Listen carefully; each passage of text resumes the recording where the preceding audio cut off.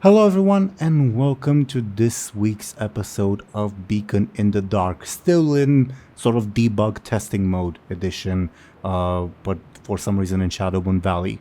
Well, a very simple, stupid reason. Anyway, last time, not a lot of stuff happened. Well, it kind of did, but nothing of real consequence.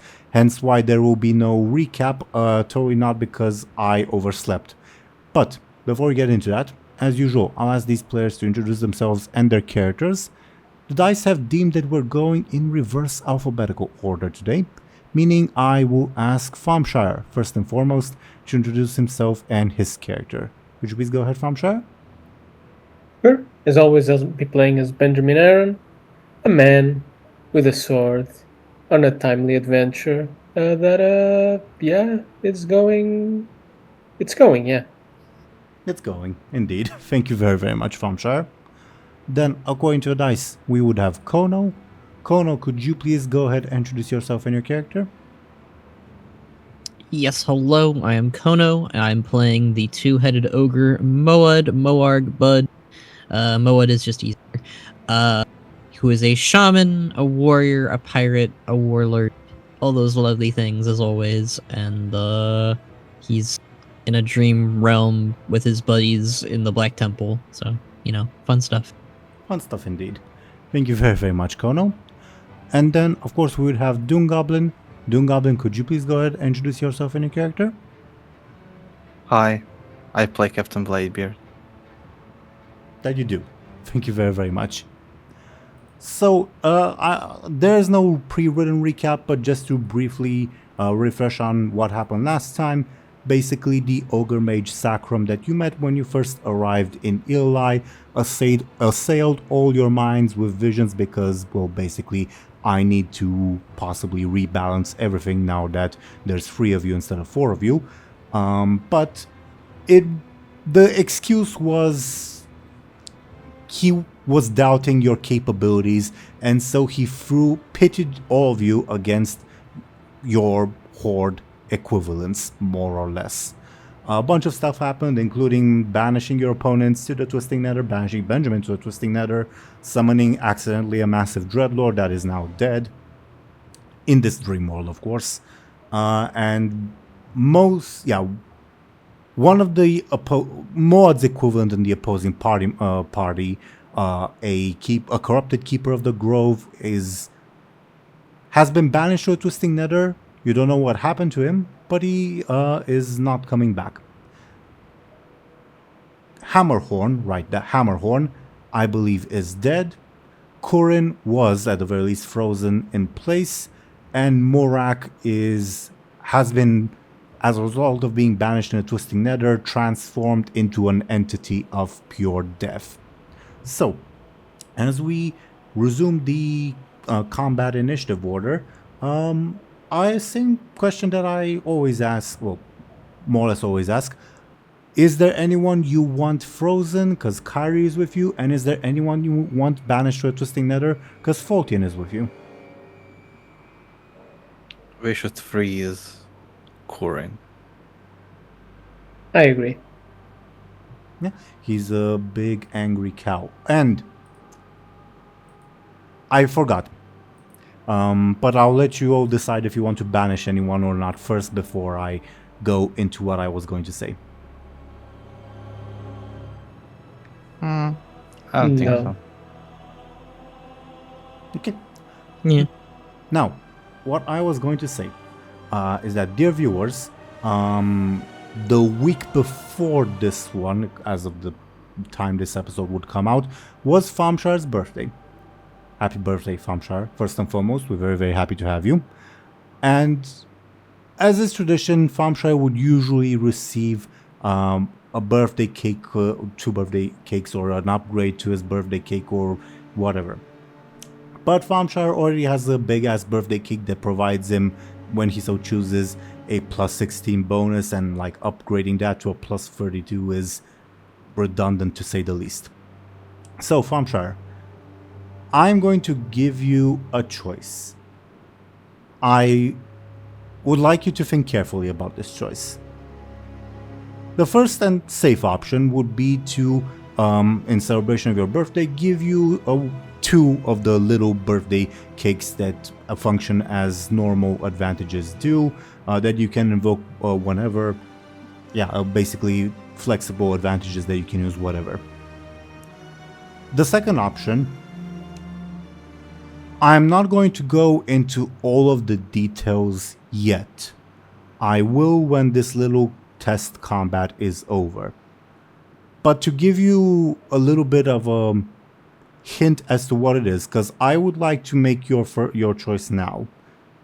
To give you a little hint of what it is, after this dream vision is over, I'm going to ask you an important question, and I will only give you a minute to answer. I'm going to time you, and DoomGoblin and Khono cannot advise you.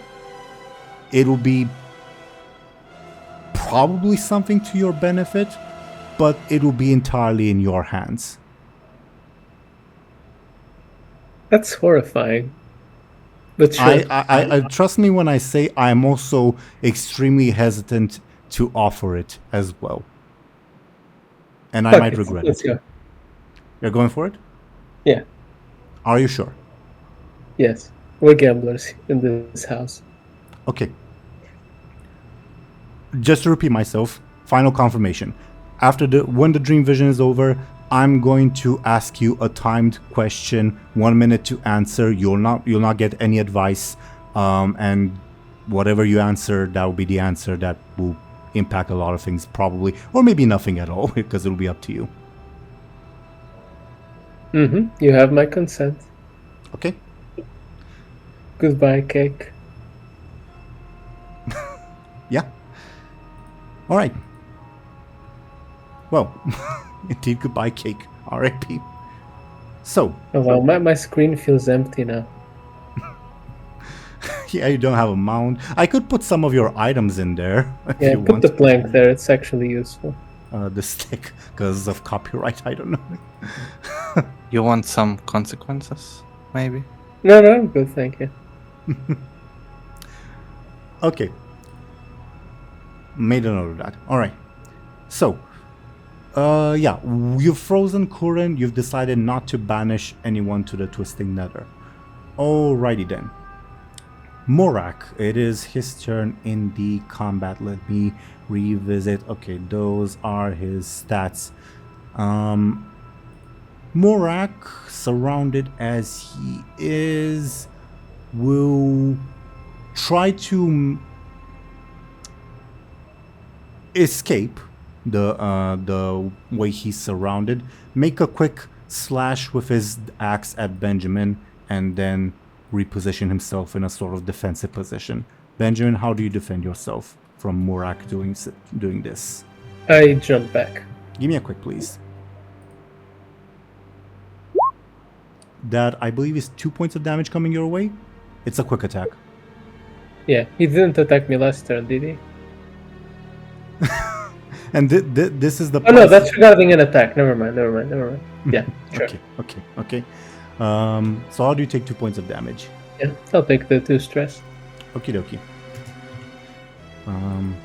It's the price of me oversleeping anyway. All right. Morak, as he dashes by, slashes you with his axe, and repositions himself sort of defensively. Says, "Death comes for all. Even if you slay me now, you will not make a difference." Benjamin, it's your turn. As a reminder, also, your stunts and fate points will not reset until this whole thing is over.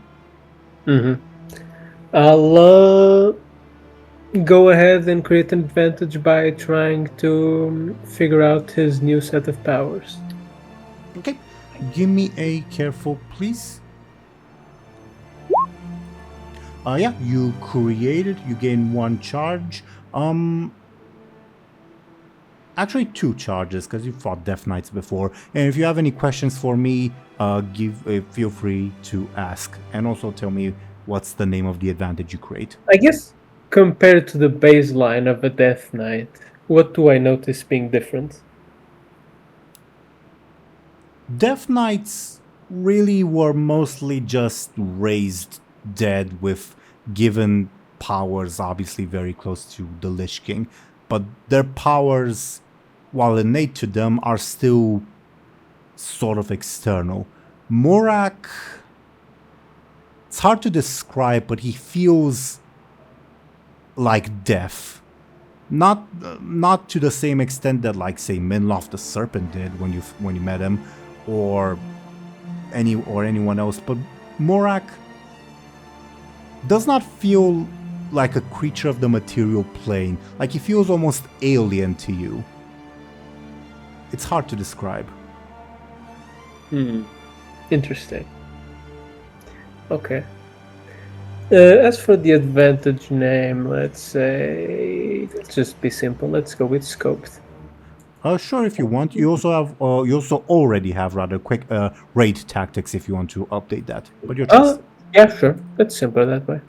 Okay. Duly noted. Anything else on your turn? No. Okay. Teeironor's gone. Hammerhorn's gone. Bladebeard, it is your turn. Bladebeard would like to sneakily make his way towards the Tauren guy. Kurin. He is, again, frozen in place, just raging at his inability to move, farming advantages. What does sneakily make your way over to him mean? Is this... Can I create an advantage? Yeah, okay, that's what I was wondering. Sure. Give me a sneaky outpost with Kurin's careful, which is what you expect it to be. Awesome. Yeah, you create the advantage. Do you have a name for it? And also to describe what the narrative consequences, you are unnoticed as he just rages at the fact that he's stuck. Yeah, Bladebeard just like slowly and quietly like makes his way towards him. And a name for your advantage? I don't know. Stealth. Stealth, sure. Stealth attack. Stealth attack, sure.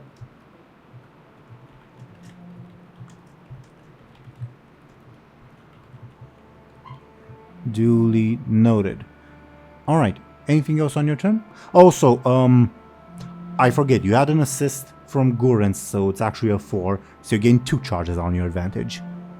Amazing. Okay. Anything else on your turn? Nope. Okay. Maud, it is your turn.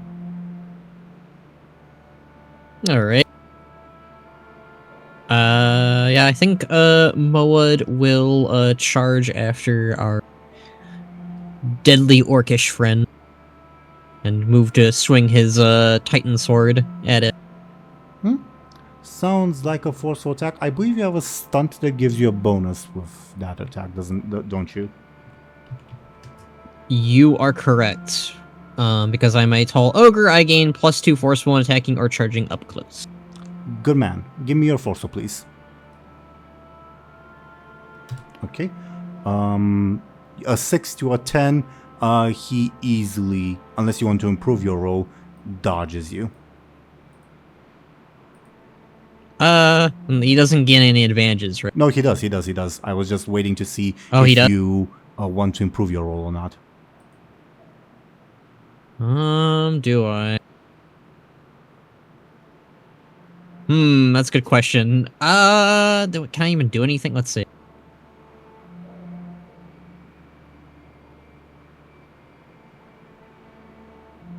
I have what's your poison, but I don't know if that really helps. Wasn't I get somebody else? It's been a minute. No, it is yours, because it has your name next to it. You also have Morak's Consequence, and one of his aspects that Benjamin discovered, if Thompshire is willing to lend that to you, again, if you want to use it. I mostly just don't want him to have advantages, but I don't want to use his consequences against him. if your intent is just to deny the advantage, you only need to use one thing to deny it. Then I will use What's Your Poison. How do you justify that? How does What's Your Poison aid you in your attack? I'm trying to think of what the context was for the naming of. Well, think more of the name itself rather than the context, because that's why naming advantages is important. It describes how you may use them. So how does the idea of What's Your Poison aid you in this attack?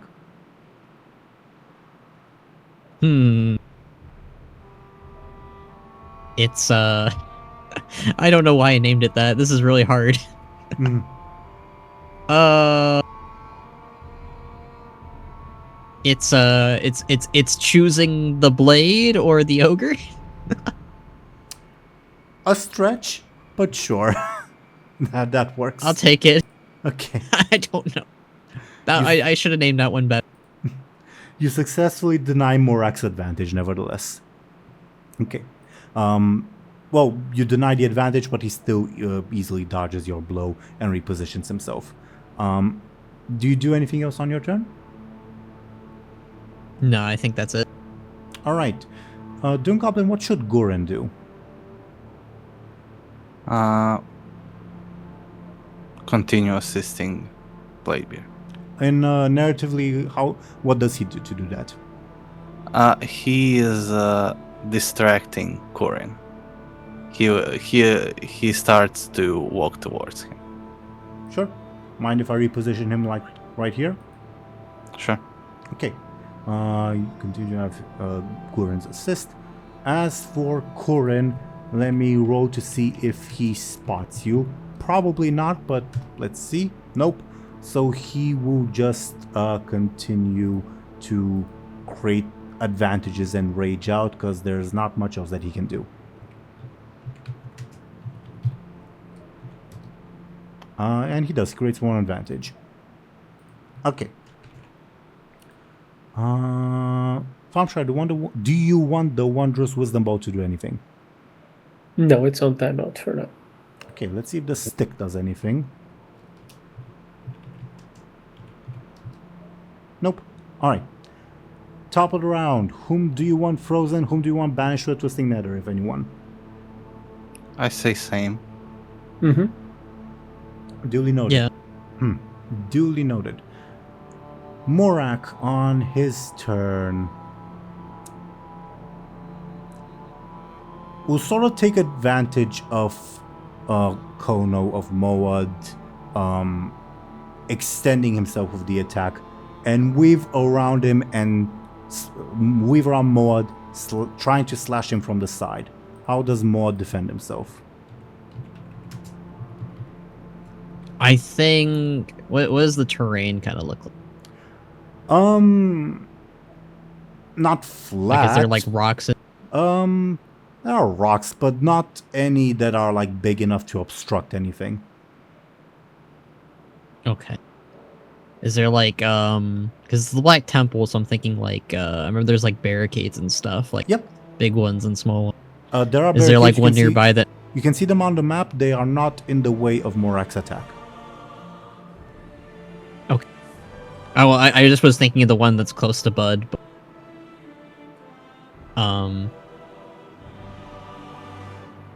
okay.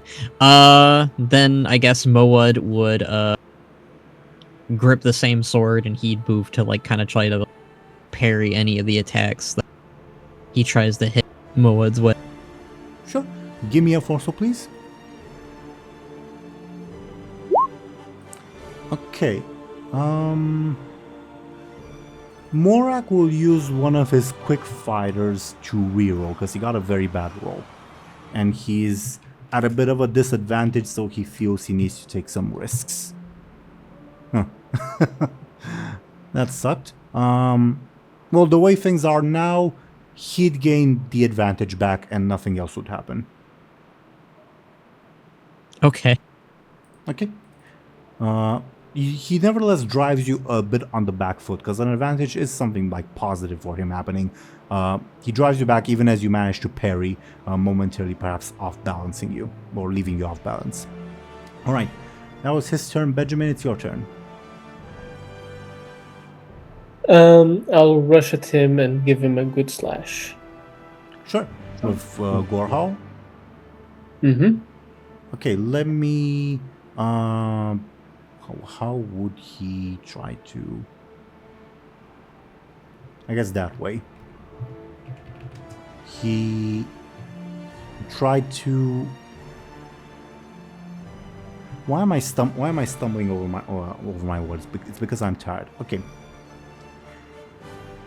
He'll try to defend himself from the effect of Gorehowl by basically just continuing his run as he passed by Moad. So okay, he's able to defend when you attack. This is not his actual defense. Benjamin, feel free to give me a quick for your actual attack. Oof. Yeah, he gains an advantage with those rolls. Well, I'll re-roll with my quick step. Makes sense to me. Give me a reroll, please. Well, at least he doesn't get an advantage. No, he does. He does.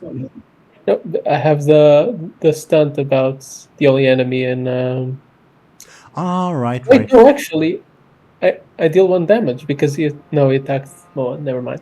But yeah, he doesn't get an advantage because of the only enemy within melee range.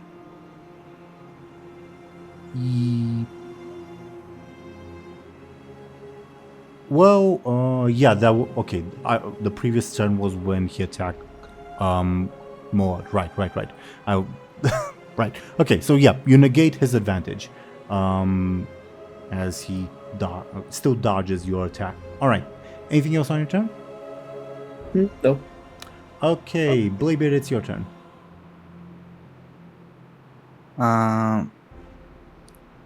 Bladebeard will strike from the shadows at Kurin. Okay. Kurin will try to defend himself via just being Kurin, his natural bulk. Give me a sneaky attack, please. I thought it would be a careful defense. All right.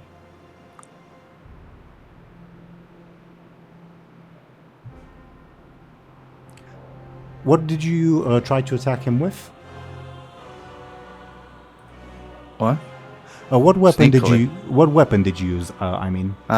It doesn't really matter. I guess a blade. Okay, let's say you use a regular dagger. But I don't get +2. Sure. Let's say you use a regular dagger. When you try to pierce Kurin's hide, the blade breaks.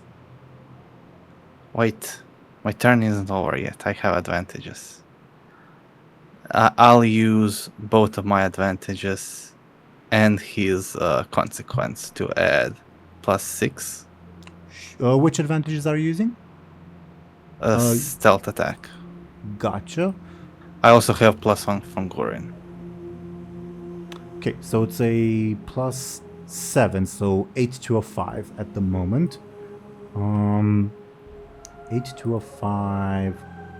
It would be pretty bad if he were to take 3 damage. He is going to use a hammer time to make it just 1 damage.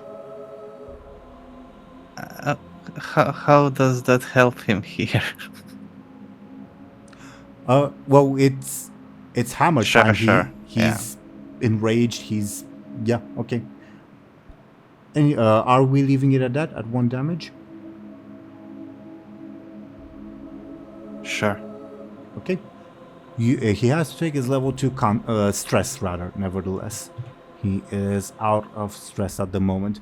As your blade no longer breaks, it does pierce him, and yeah, he turns his enraged gaze towards you.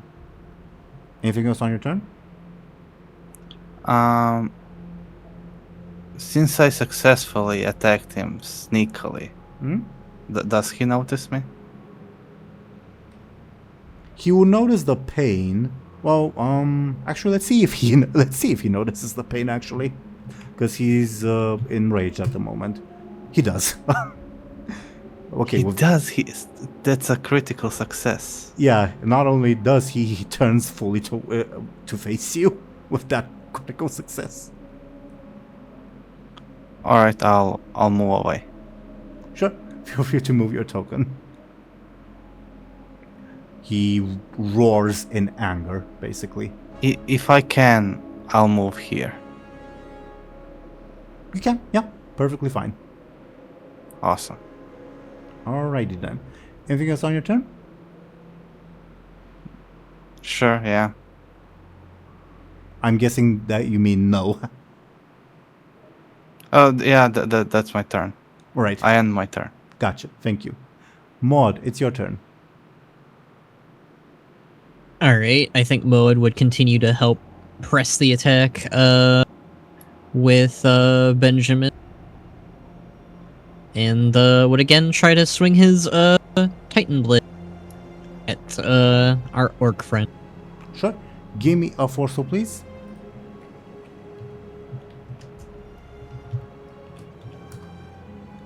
I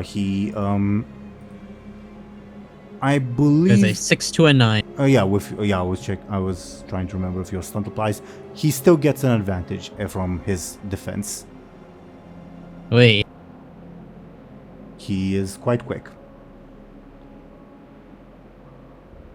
I don't know if I really want to use a fate point. That's the thing. Shoot. I think I'll just leave it be. I'm afraid to do anything further. Murak dodges all the way over here. Anything else on your turn? No, I don't think so. Okay. DoomGoblin, what should Gorin do? Is there anything useful he can do? Except assist Bladebeard? I don't think so. So I guess he'll continue, assisting Bladebeard by distracting Corin. Sure, fair enough. And as for Corin, he'll try to create advantages because there isn't much else he can do. He does. Gets one advantage. Okay. Thompshire, do you want the Wondrous Wisdom Bow to do anything? I'll tell it to defend me. Sure. 26, that is something. You've seen this happen before, Thompshire, so I'll just say out loud what it is. The next damage, whatever it is, shall be prevented. And whomever it's against. It does protect, I guess.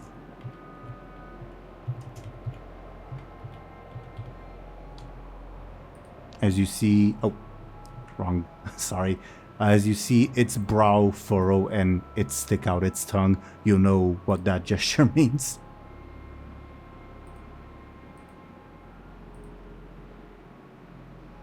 Alright. Let's see if the stick does anything. Nope. Okay. Top of the round. Whom do you want frozen? Whom do you want banished with Twisting Nether? Same thing.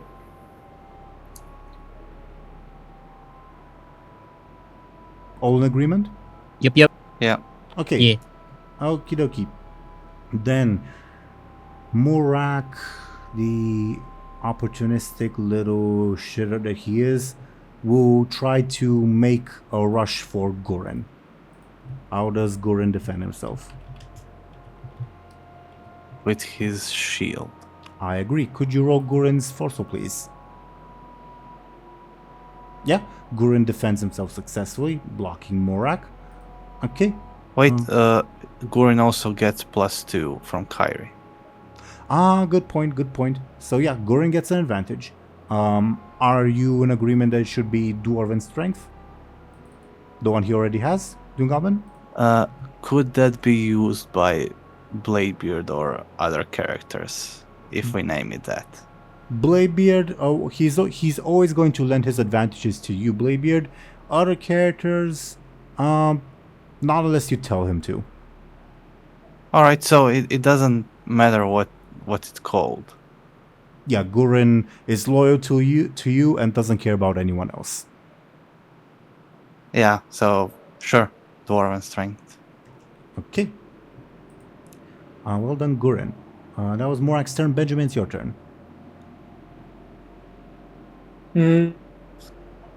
Well, since I know the next damage will be negated, I'll just move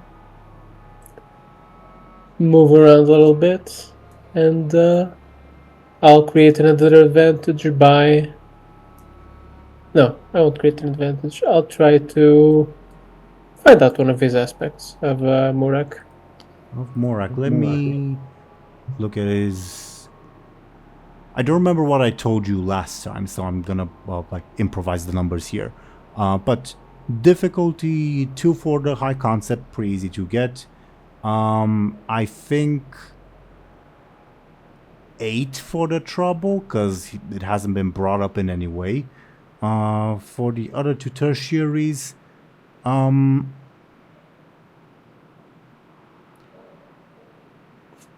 stupid question, Thompshire.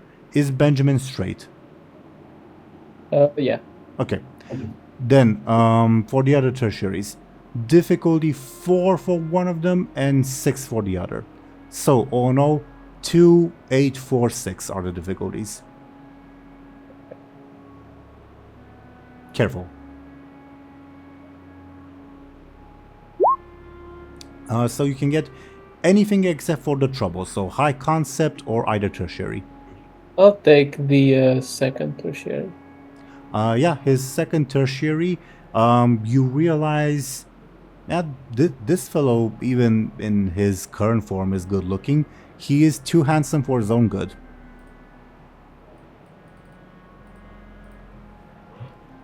It's those Draenei genes. Quite.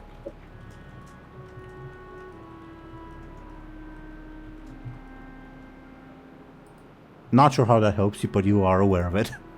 Anything else on your turn? No. Okay. Bladebeard, it's your turn. I would once again try to create sneaky advantages against Corin. Sure. I would like to slowly move towards him. Let's see it. Give me your sneaky, please. Yeah, you create 2 advantages. He's too distracted by his own rage. A stealth attack again? Yeah. Okie dokie. Anything else on your turn? You can move right up to him if you want. Your choice, of course. Sure, yeah. That's it. Okie dokie. More, then it's your turn. Yeah, I'm gonna have Moa create an advantage. He's going to empower. He's gonna try to use like the elements to kind of give like a buff, basically, like enhance. This could be for anyone, really. Is what I'm trying to go for. Like anyone can use it. Like it's like a boon, boon. I get your intent. But because Fate Accelerator system we're playing is more of how you do it rather than what you do, my question then is, okay, how do you, I guess, petition the elements for aid? Basically, like, put, like, a little, like, wind platform on the ground, and, like, anyone who walks by it gets, like, super speed. Increases. You misunderstand. I mean, how do you ask the elements for help? Okay. So I guess Mo'ud, both the heads, would sit down and meditate for a little tiny bit, and, like, basically beseech the element of wind to help them in their fight against these two. Sounds like a careful or flashy advantage, I think. More flashy than careful, I think. Let's see, what is my flashy? Flashy's better, so I'll go. The wind... You've never been to this place, but all around you just feel the elements in horrible pain. They, at the moment, are too distracted to answer you. Alright, I guess Moed would kind of give up on his meditation pretty quickly then, and just resume looking at the orc instead, since that didn't go anywhere. Well enough. You should force the elements. Yeah, you did that Yeah, I before. know. The Dark Shaman. He did it in a timeline, but he doesn't remember that, so he's not going to do that again. Though unironically you could, or at least try anyway. Anything else on your turn, including movement or anything else? I guess Moed would start to pace himself over to the orc again. Feel free to click and drag your token on the map. Okay. Alright. Anything else? Nope. Alright. Guren, on his turn, DoomGoblin, what should he do? The instinct would be to fight back against Morak, but you're the boss. I don't think he'll do that. I think Morak would very easily defend himself. I agree. I was more so saying what's going on in Guren's mind. Well, if anything is going on in there. I think he might still consider the Tauren a bigger threat. Sure. No objections. Since he's bigger. I have no objections. But should he attack the Tauren and at least like ruin a few of his advantages, or should he continue assisting Bladebeard? I think the priority would be, did Bladebeard tell Guren to provide a distraction, or is Guren doing that on his own? Because if it's orders from Bladebeard, those I think would take priority. I don't think Bladebeard ordered him to distract. So let's say he'll attack. He'll try to smash the Tauren with his hammer. Sure, may get Guren's forceful, and Guren will try to block with his own hammer. Yeah, the clash of hammers happens. No advantages spent or whatever. Well, actually, if you want, you can.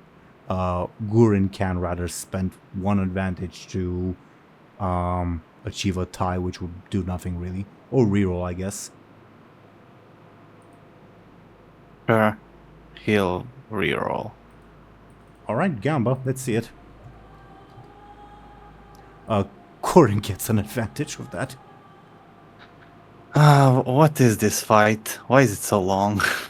I'm wondering myself, as Guren, I guess, disarms Guren momentarily and gains an advantage.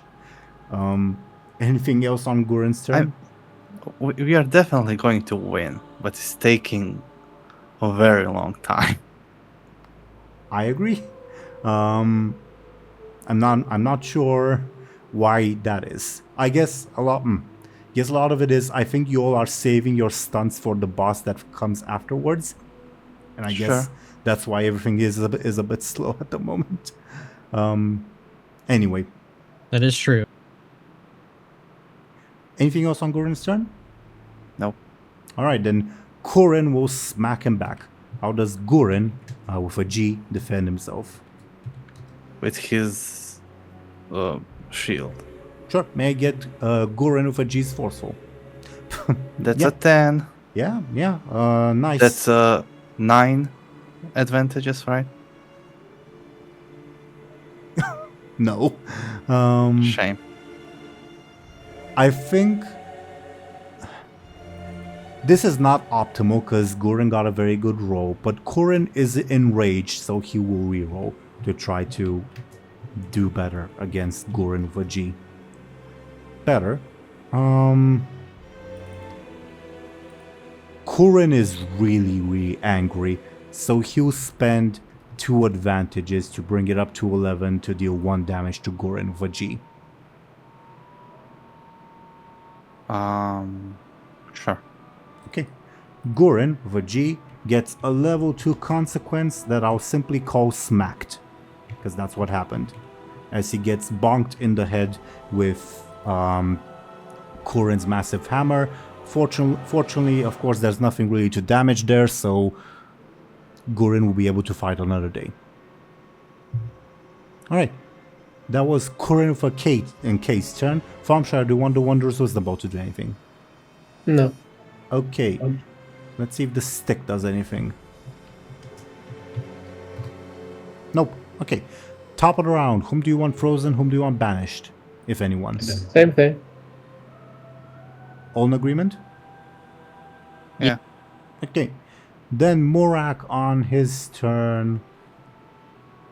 He's not aware of the effect of your wisdom bow, so he'll take a risk and attack. Whom will he attack?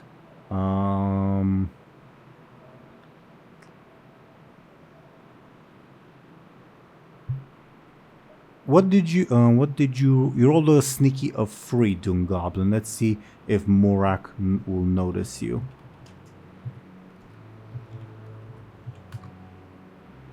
He does.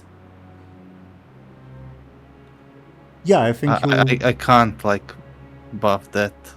Do you want to? You know what? No. Okay. Then he will rush by you and do a slashy slash, trying to take you down. How do you defend yourself? He'll. Damn. Too bad it will be wasted. Wait, why? Because Thompshire's wisdom bow will prevent the next damage. Oh, that the orc does? Yeah? Well, any damage. Wait, wasn't there like damage happening before this turn? Nope. No. I'm as surprised as you are. Bladebeard will try to. No, block I'm an his idiot. attack. I'm an idiot. Guren got damaged, so he's not damaged anymore. I'm a fucking idiot. I'm sorry about that. Guren is no longer smacked in the head as an invisible barrier protects him. It just happened. I'm an idiot. Sorry about that. So yeah, Morak slashes you. I'm sorry, DoomGoblin, for the confusion. I'm quite tired, admittedly. How do you defend?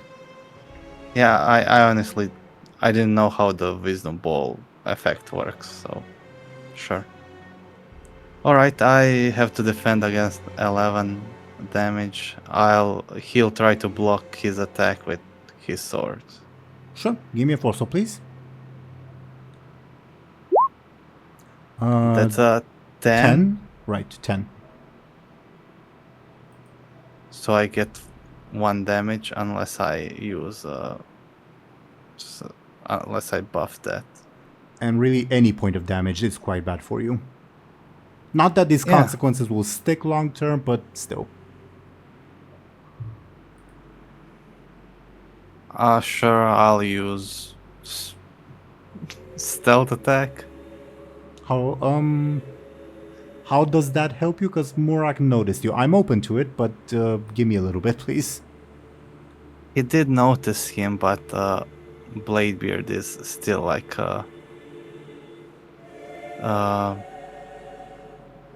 he's not like a super visible position. You're half transparent because of the rogue thing. Maybe he's in the shade or something, you know. He's not There's super no visible. sun out, but sure. I mean, there are like twisting nether lines or whatever.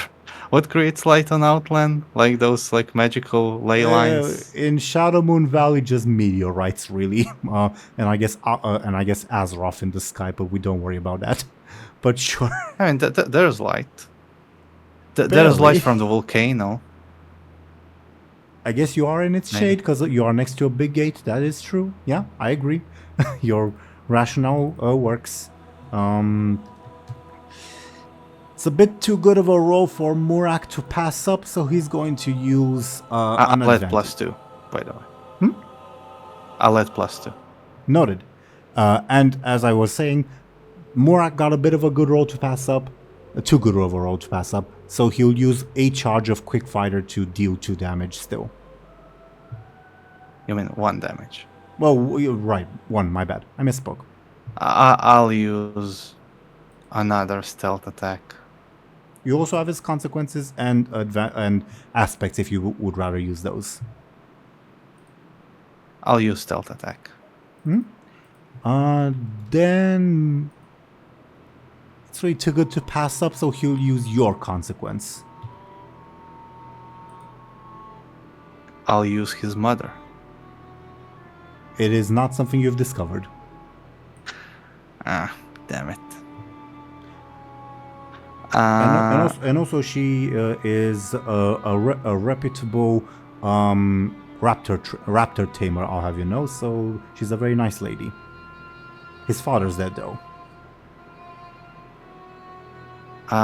You said I could use his consequence. And his the aspects that Benjamin discovered if Thompshire agrees to lend them to you.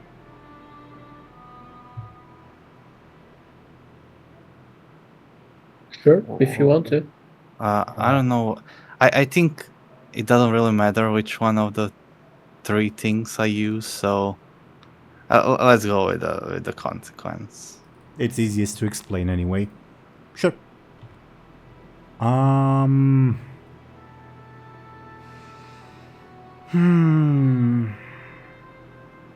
Will Morak invest more? He's a cautious fellow, so he'll save his last advantage, I think. So he's not going to invest more. Okay. He fails in his attack. After a bit of a struggle still. Alright. Benjamin, it's your turn.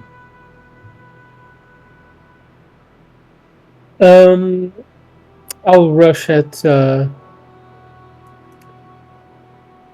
Murak with Gorehowl and slash him. Okay. You try to continue using his momentum. First, let's see if like the effect of Gorehowl applies and he cannot defend. He just barely can. Okay. Give me your quick attack, please. Oh wow, my quicks have been terrible. I'm gonna reroll. This is offensive. What are you invoking to reroll? I'll use his Too Handsome for his own good.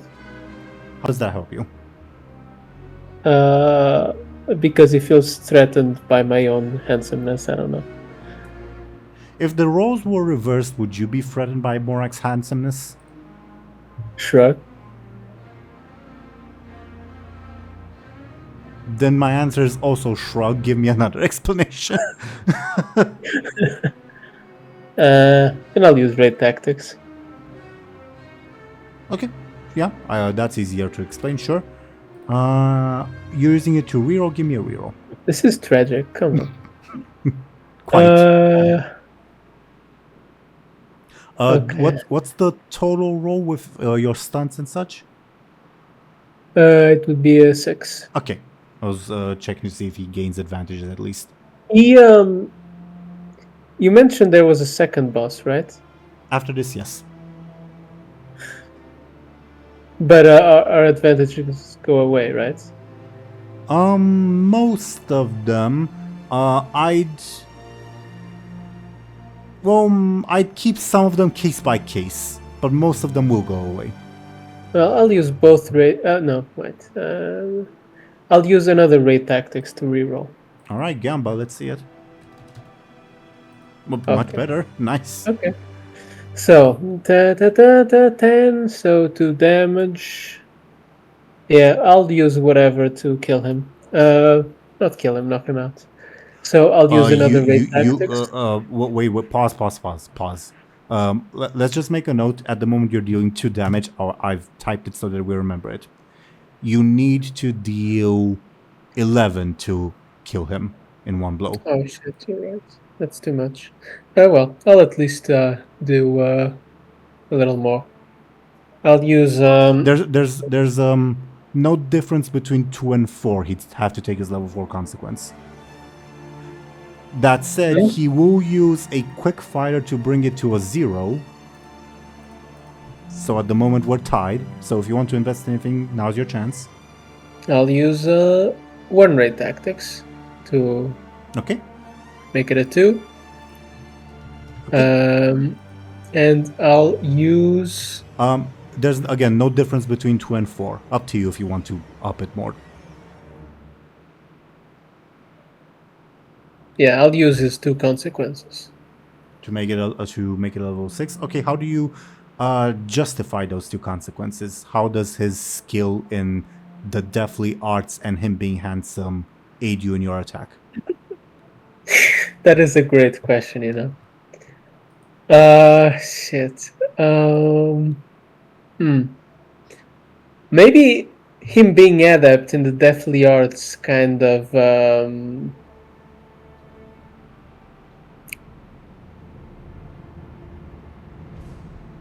made him pay less attention to the martial side of things, maybe. You could also say that Benjamin has experience fighting, undead because of Noatra and stuff. That too, yeah.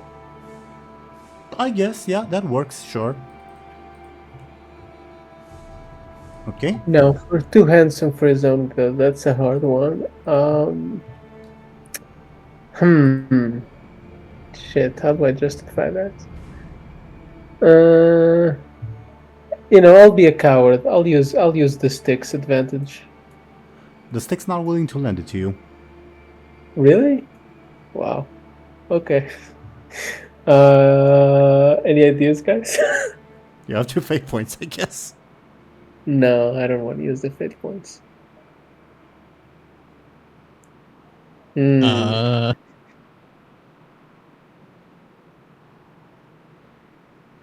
Maybe he's used to people going easy on him because he's handsome, and that's why he's like, a bit weaker when defending. I don't know.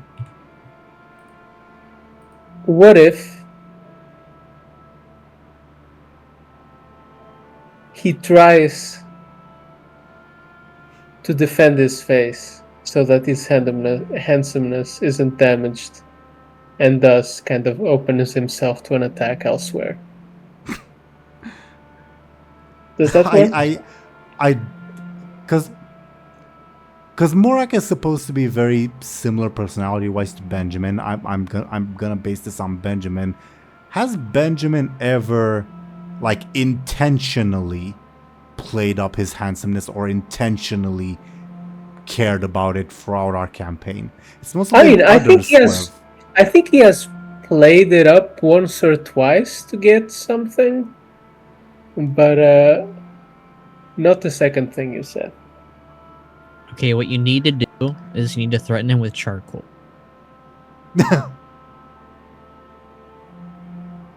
Or you could just use DoomGoblin's proposal. Does that work? Yeah, it works. It works. Sure. I didn't take it because it didn't come out of your mouth. Sure. Pretend it came out of my mouth. Sure. Unlike the charcoal. What's the level 6 consequence you inflict on Murak?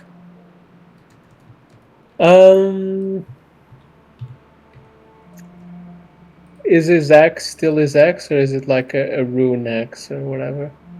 It is a rune axe or whatever. Though it is technically his, I guess. Let's say I slice his axe hand. Okay, sure. Oh, the hand. Okay, not the axe itself. Sure. So you remove his hand, I'm guessing. What's the name of the consequence? Well, let's say unhanded. Unhanded. Okay. I don't think Benjamin usually exclaims out loud pain, so neither will Morak. And also Morak is a deathly entity now, so he just turns blank face towards you and readies to attack you with his other hand. And I mean, to be fair, he can probably like place his hand on his wrist again, and it'll stick. Potentially, though, that's more of a long-term thing. Either way, good job. Anything else on your turn? No. Okay. Bladebeard, it's your turn.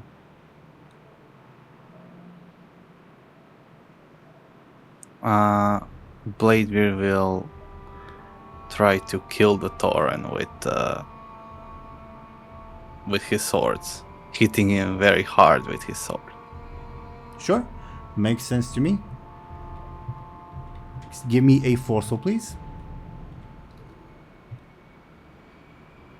Roll 20. Okay. What do you have that helps you? I believe you're at a 8 at the moment. Yes. Wait, what did I do last turn? You snuck up on him, I believe. Yeah, you snuck up So on I him. didn't attack him. All right. Well, hey, if I attacked him, then I should get even more +2. So it's. Let me check, because that's a good point. Okay, so your last roll was Morak attacking you. Then it's you attacking. Okay, I believe you did attack Corin last turn. Just looking up at the dice log, because otherwise the +7 would be Corin. So yeah, that makes sense. Okay, so you. So I have 12. No. 10? I have 10. Yeah. Okay. 10. Corin will use a hammer time to negate that, because any form of damage would be quite bad.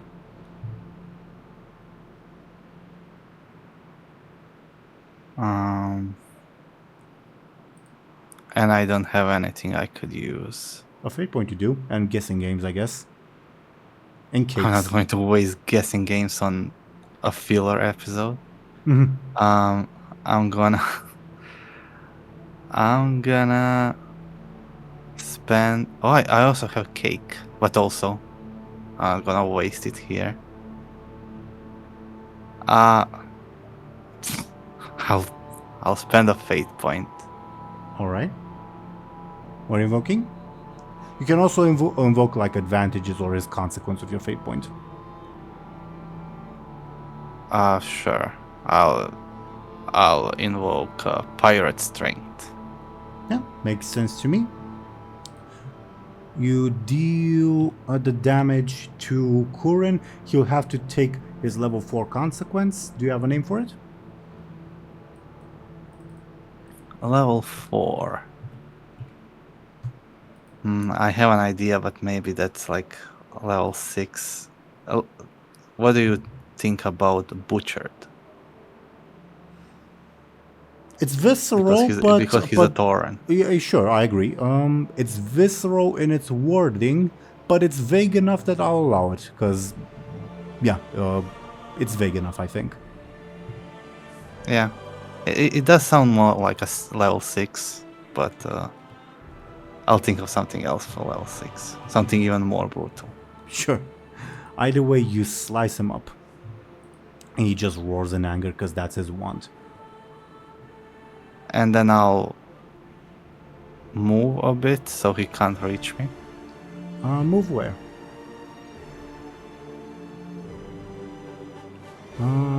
Sure. Yeah, fair enough. Morak is busy with Benjamin. Alright. Anything else on your turn?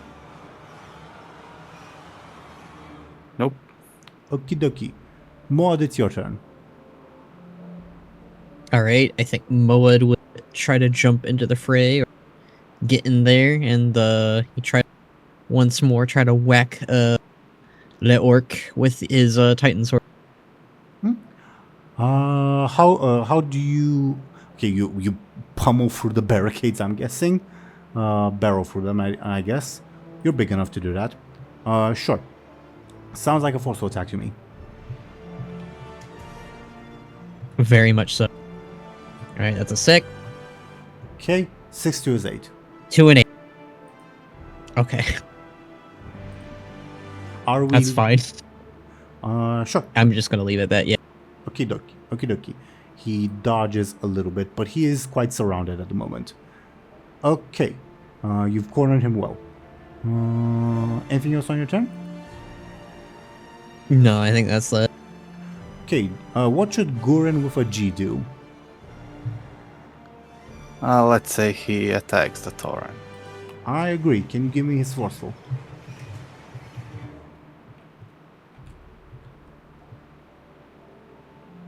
Yeah.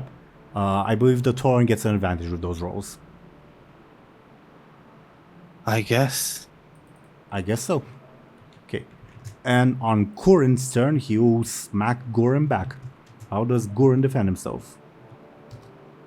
With his shield. May I get his forceful, please? 2... Oh, actually it's a tie because of Kyrie, right? Yeah. So tie means Guren once again gets an advantage. Okay. Thompshire, do you want the Wins the Boat to do anything? No. Okay, let's see if the stick does anything. Nope. Okay, top of the round, whom do you want frozen, whom do you want banished, if anyone? Same thing. Okay. In that case, Faultian will teleport all the way over here, because if he's not needed, he'd rather not be in the path of danger. Okay.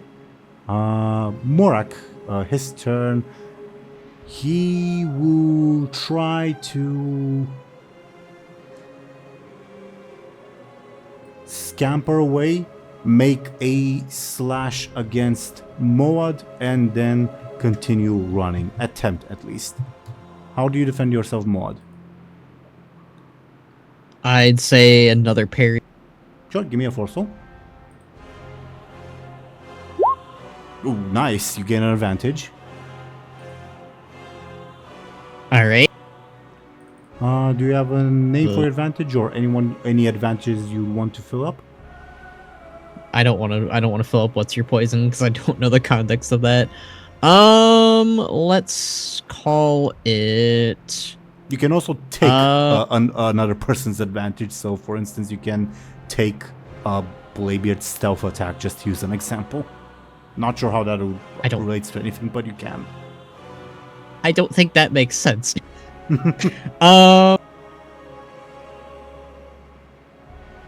Pirate strength? Pirate strength, sure. That one kind of works for Moad and Bladebeard, so. Well, now belongs to you, not to Bladebeard, I guess. Well, this particular charge on it does. Sure. Okay. You stole my advantage. Well, technically, I know, I'm sorry. Technically pirate. Technically speaking, DoomGoblin Bladebeard can also like dump points into it. It's just, yeah. Anyway, okay. Now Khono, because Maud did a very good job of defending against Morak, not only do you block his attack, I think you should also like impair him in some way. So what do you do? Do you like smack him backwards, just block his movement? What does your advantage entail in the narrative? Does it like damage him, or is it kind of just like a debuff on? No, just a narrative thing. Oh, okay. I'd say he would block him, and then you'd kind of whack him back in a way. Yeah. Kind of like make him stumble as he like ran off from Mo. Definitely. You've also foiled his attempt to escape. Well done. Okay. That was Morak's turn. Benjamin, it's your turn. I will take a drink of water while you offer up your plan.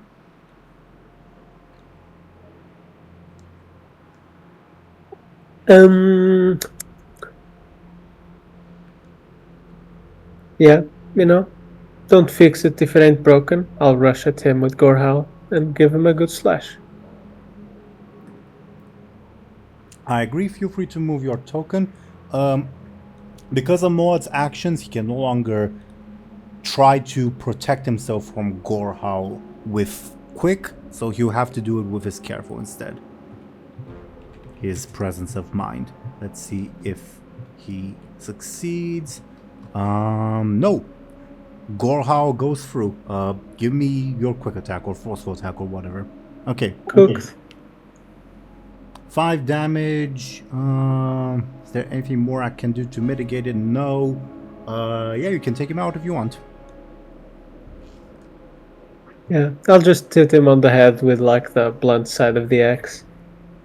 Okay. Like, Do you have a level 4 consequence then in mind if you are not killing him?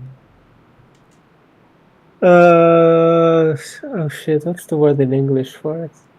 You know when you get hit in the head and it gets really swollen? A bump. What's the word for that? I guess. Sure. Bumped. Do you want the consequence? Yeah, Sure. has a big bump on his head now. Yeah. I agree. And he is now out of the combat. Well done. All right. Anything else on your turn? Nope. Okie dokie. Bladebeard, it's your turn.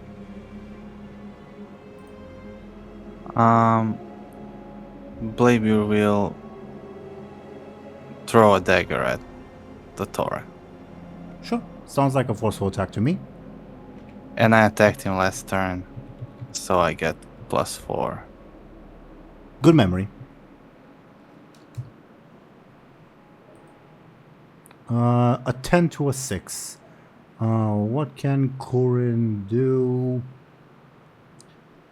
He has to use 2 of his things. He's defending with his just raw durability and wildly swinging his weapons around. Yeah, so he has to use 2 of his hammer times to just stay alive. I'll Well, use Butchered. Then he'll use his last hammer time because otherwise he'd be a goner.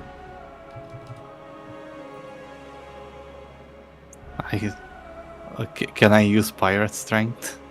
Up to Khono. Go ahead. Khono, will you lend me my advantage back? Yes. Okay. Alright. Yeah. And with your pirate strength, you dispatch Corin as well. Do you kill him? Sure. Okie dokie. Yeah. You dispatch Corin with your throwing dagger. Now, before the next boss encounter, you'll have a peace pipe. Who gets the peace pipe? Metaphorical peace pipe. Well, literal too, but you know what I mean. It's It should between me be- and Bladebeard, I guess. Yes, but I have no fate points. That's true. And I did sacrifice my mustache for it. You did do that. I'll give you that. I'd say Bladebeard then. agree. Duly noted. Your stress and consequence will go away. And I'll move. Actually, I'm not gonna physically move the Khadgar's pipe over to you because this is a dream. In the real world, it's still on Moad's person. Unless DoomGoblin, you think you have like a plan that involves using it in combat, in which case, sure, I'll move it. Up to you. I don't think so. Sure. Okay. I just realized the fucked up thing that I'm only going to tell you after we're done because I don't want the purpose of this session, which is to test your strength, to be derailed too much. Anyway. So, as you dispatch... How are we doing so far? In the test? It has been very informative. And you will now hear the voice of Sacrum the Ogre Mage in your minds again as he yells, "Well done! Do you feel proud? Do you? Iron, Steel, Fire, Blood! Tell me, my friends, do you know Hellscream's folly? The folly of all? Iron, Steel, Light, Dark. Allow me to show you. A symptom only. Iron, Steel, Blood, Blood!" As energies begin to form in the central courtyard, well, in the central part of the courtyard, manifesting into this gigantic entity that I'll actually make a little larger as it emerges. And as it emerges, all of you feel a weird surge of emotion inside of you. Obviously, none of you have ever seen one of these creatures before. You don't know what it is. But still, all of you feel this emotion behind you like, yeah, I did well. Yeah, I deserve, like, to be acclaimed. And yeah, Benjamin over there, or Maud over there, or Bladebeard over there, in your respective minds, and they're just holding me back.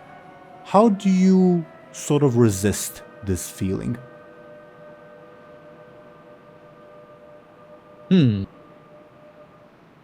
Like narratively, like how do we? Well, it's Or like it's you have to beat a difficulty 6, otherwise you get a token of pride, and bad stuff happens when you get tokens of pride. I'll try to recall times where the others have saved me. That, you know, if they weren't there, I would have, well, kicked the bucket. Sure, careful. Would Moed know this is some sort of? Is this an over? Wait, that isn't really. It is an overcome. No, it's not really analyzing my surroundings. So I'm analyzing the surroundings of my memories for my friends being helpful. Not how it works. So what was your question, Khono? Would Moed know that there's an invasive force, like similar to the Inquisitor all those times ago back on Outland? Sounds like a clever attempt to find out. And if that's the case, It can he? I think he would ask for his ancestors for aid then. yeah, sure. I agree. All right, let me roll a clever then. I guess 2 clevers, or just one. Just the one. But your stunt will apply. Okay, you resist. You are able to resist because the difficulty is 6. What about Bladebeard? He needs to resist being proud of himself. Quite. But if an overwhelming sensation of pride.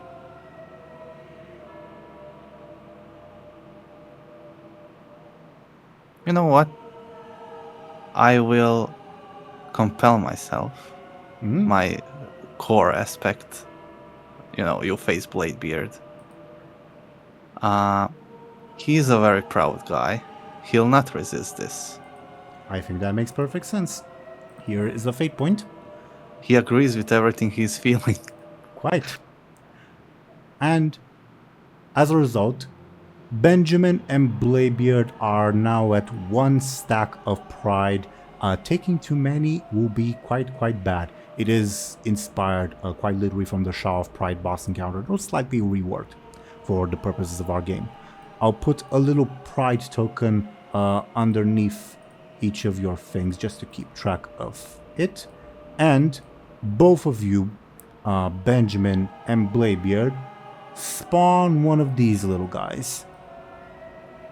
They emerge out of you. I'll make him. Ew. You, Benjamin, you don't notice your little thing. Neither does Bladebeard.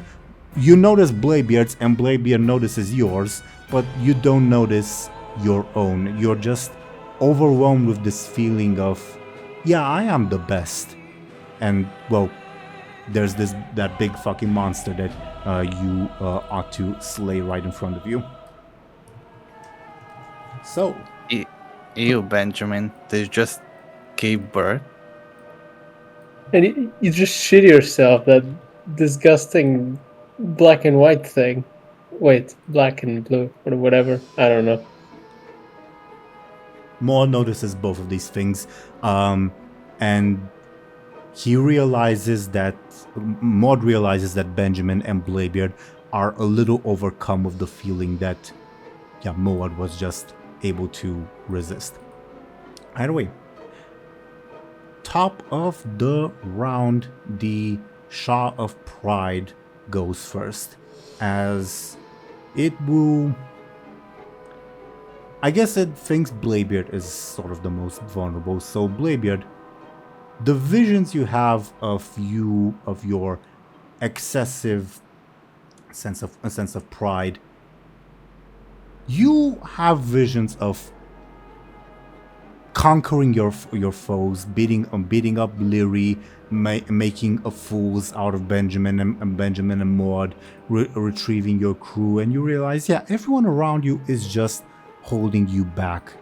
This is an attack against you. How do you defend yourself? Oh boy. Not only is a huge attack, I don't know how to defend against it. So he gets a vision. A brief vision, to not like lose yourself in it, metaphorically.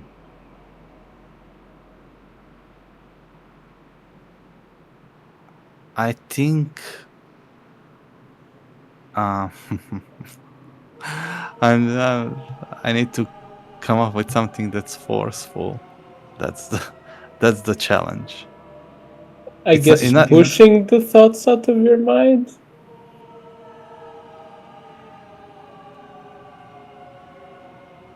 What? What did you suggest? Pushing the thoughts out of your mind? Yes. That could work. Sure. Can he try to but why would he? Why would he want to I would say it feels overwhelming physically. Like it's enough of an overwhelming emotion that it feels a little foreign. Even though Bladebeard is obviously a very prideful individual, this is a little bit too much even for him. So you know that something is wrong when you are being afflicted with these. Sure, he'll try to kind of push those alien feelings out of himself. Sure. Give me a forceful with Kyrie, of course, assisting. Yeah, you only take 2 damage, I believe, unless there's anything else. Yeah, I guess this stresses him a bit. Yeah, it is a physically overwhelming sensation, at least momentarily. Now, because you already have a pride token, getting hit by the shot of pride creates, well, a mass of pride at your feet underneath you. And at the end of at the start of the next round, this will explode, dealing damage to anyone that is near it. Can you still move your token, or shall I retrieve you? Okay, you can. Good, lovely. Okie dokie. The shot of pride, one more thing. Because you did get attacked, and you are feeling unwell, you do lose 1 of your pride tokens, so you're back at 0 at the moment. Alright. The shot of pride also gets another attack, as it okay, yeah, that's the thing that it does. Sorry, I was reviewing my notes. It begins charging up energy. I'll put a little token on it that you believe will be quite bad come next turn. Alright. Benjamin, it's your turn.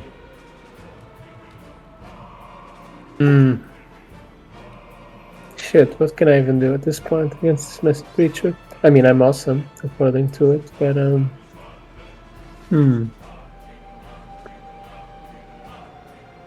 I did use my axe stunt last time, right? Yes. But not the other one. Not the noticing things stunt, correct. Okay. I'll try to figure out one of this creature's aspects because, I know I'm awesome and I know I have amazing observational skills, so why not put them to use? Okay. It will be, I think, difficulty 2 for the high concept. It's pretty easy to understand. Difficulty, let's say, for the trouble, it would not be a careful roll, but a clever roll. A difficulty 4 clever roll. because I don't think you can deduce it by careful but by clever. So do let me know if you want to look for that. He also has 3 tertiaries.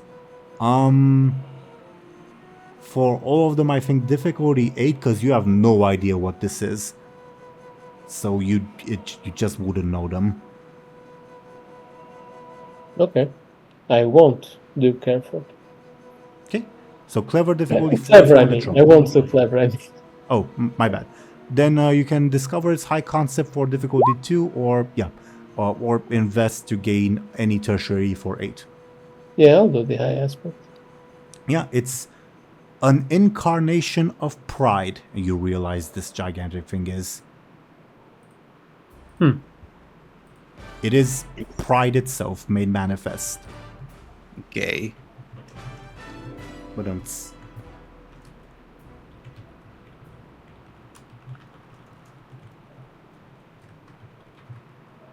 as to how you may make use of that, well, I leave that up to you. Do you also have any questions for me about it in general, or like the mechanics or whatever? Not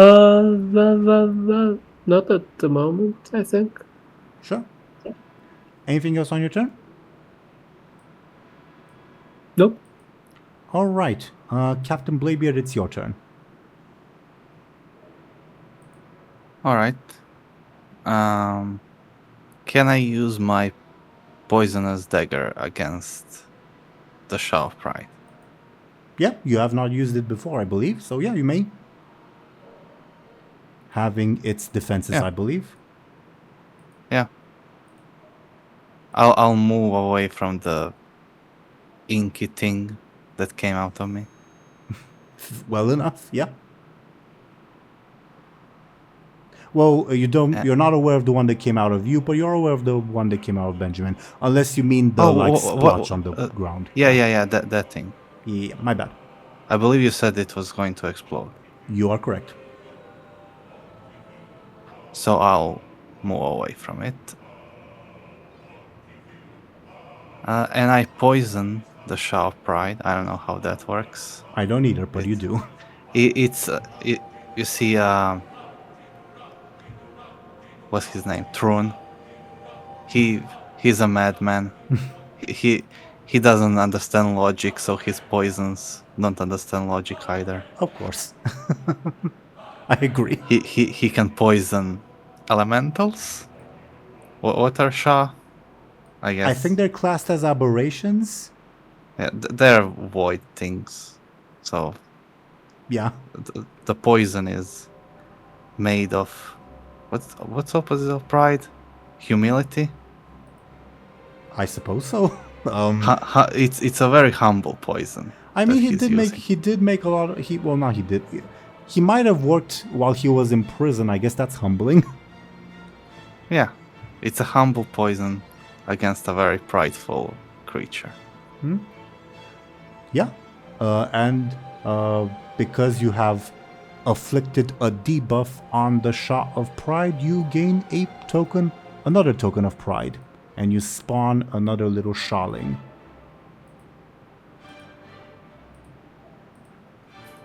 Alright. I'll also attack the Shaw of Pride. How do you do so? I'll throw a dagger at it. All right. Give me a forceful then. Do I have arcane sabers for this session? Or... You used them before. They don't recharge yet. Yeah. All right. Yeah, I throw just a normal dagger. Please do so. Please give me a forceful. I already have it with... Yeah. Alright.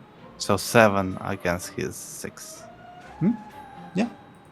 Let me know if we are leaving it at that. I guess. Sure. You inflict 1 damage on the Shah of Pride, and you feel pretty good about yourself as you get another token of pride and spawn another Shawling. Not that you necessarily notice them. All right. Anything else on your turn? Nope. Okie dokie. Maud, it's your turn. You see Bladebeard just pooping these things out left and right. You're a father, Bladebeard. I don't think you should treat those as children, says Kyrie. You're a absent father. That's unconfirmed. You got a bunch of babies around you. Well, I'm Yeah, gonna do you what are I a do bunch best. of babies. I agree. Oh, okay, that's rude. I'd have you know, if I had many ogre babies, I'd be a proud pop. I'd be a proud uncle. And Moed would charge. Kyrie will say, "Don't you share just one?" Or never mind. Oh, that's a question for later. We'll figure that out later, brother. And right now, we've got this thing to deal with. What's the plan? And Moed would charge forward to avoid the weird boogers on the ground, and he would rev up his cannon, and he would let that baby fire. Before you do that, Yeah. can yeah. I help Moad with my keen eyes aspect? So I scope out like a weak spot so he can shoot at it. Your stunt, you mean? Yes. Did I not say stunt? You said aspect. I believe you can. Yeah, it's once per session, so it doesn't have to follow turn order. Yeah, you may. Do so. Beautiful. Okay.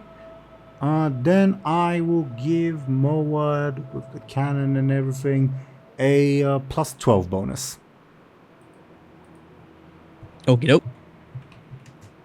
Give me your I'm force, prepared please. to using stunts or fate points, whatever, to add to it. But let's see what it is first. Yeah, definitely get it. Good. Well, the Shah of Pride will use my last fate point to reroll because it got a very bad roll. So let's see what that is first.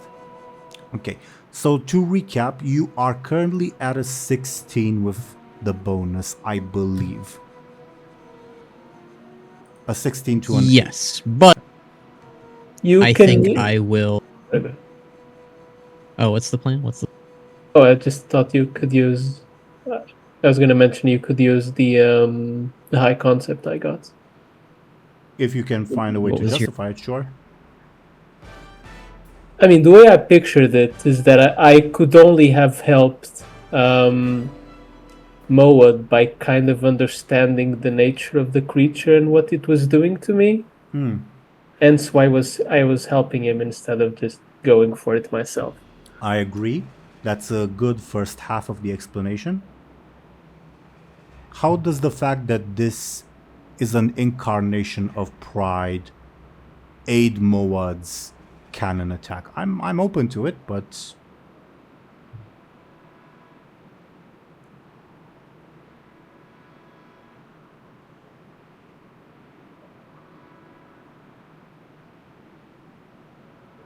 there are I don't believe there are crickets in Outland, unfortunately. Unfortunately, not. I mean, I think the fact that he resisted it kind of puts him ahead in a sense. Like, oh, that's all you do? You know? I'm not prideful. No, I can beat your ass. Yeah, I'm not opposed. Makes sense to me. All right. So you want me to use that for a reroll? Up to you. I think that would be better because I got a 4. All right. Let's see the. And I can always use another fate. Yeah. Okay, let's see. Come on. Gamba. Oh, nice. Hell yeah. Nice. Ooh. So you're at a 20 at the moment. Just write that down. Do we want to add more? I mean, that's your fate points now, so. I I wouldn't. could use like a But wouldn't. yeah, Okay, up to you. I'll leave it at a 20 then. Okay.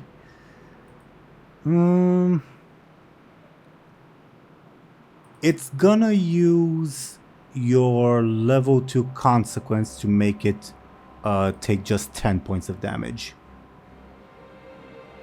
Ooh. Just 10.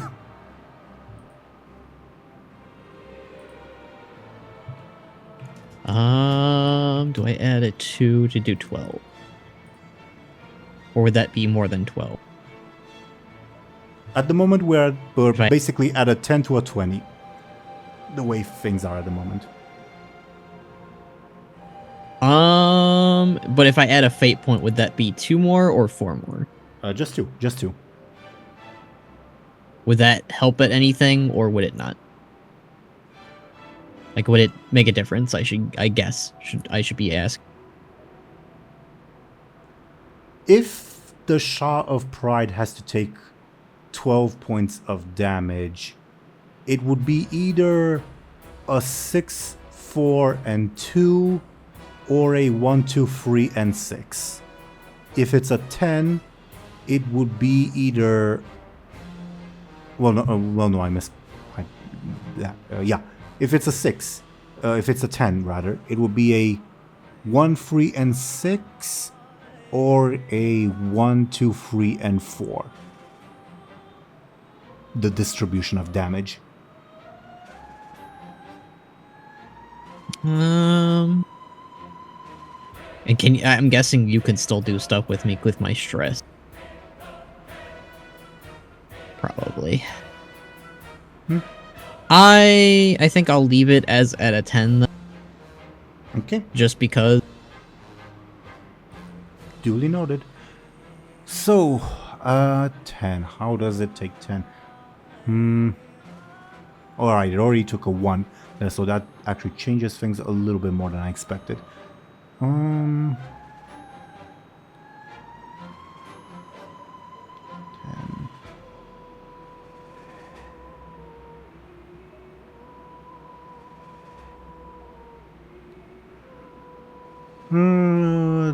Is there anything else to use? No, there isn't. Unless it compels itself, but that seems a bit too cheesy, so it will not. Okay, it will take its level 2 and 3 stress and level 6 consequence. What's the level 6 consequence you inflict on the thing?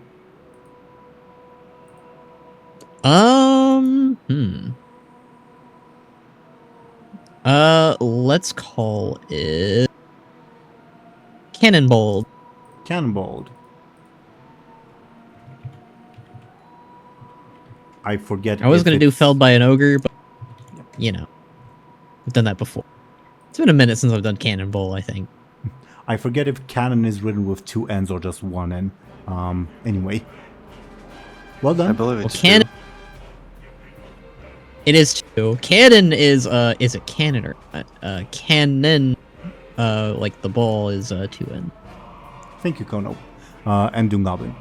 So, yeah, you've scored a hit on the Shah of Pride. It's clearly wounded. Well done. You feel quite good about yourself as you also gain a Pride token and poop out a little Shawling.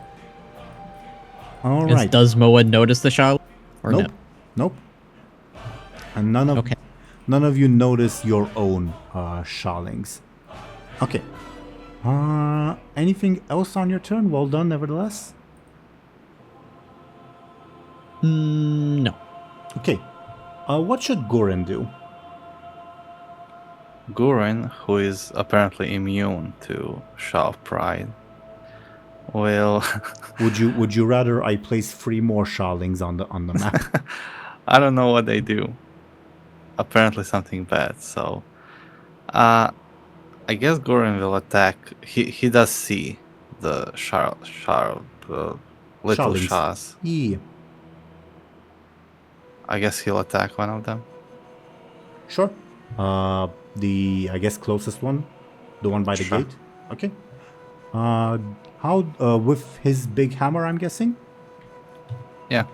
Forceful, please, if you will roll for Guren. Yeah, he obliterates that one. Yeah. Yeah. His strongest emotion is not really an emotion, but I guess it's a Shah. It's violence. Quite. if Violence and hatred. if you were facing those Shah, yeah, it would be an issue. But alas, you're not. Anything else on Guren's turn? Nope. All right. Thompshire, do you want the Wondrous Wisdom Bow to do anything? Yeah, I'll tell it to defend me.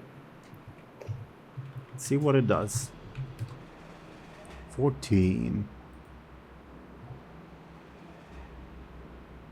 Unclear.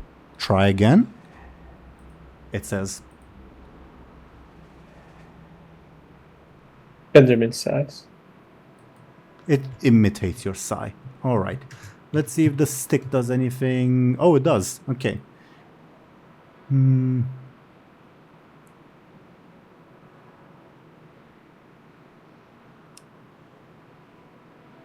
gonna roll D2. Okay.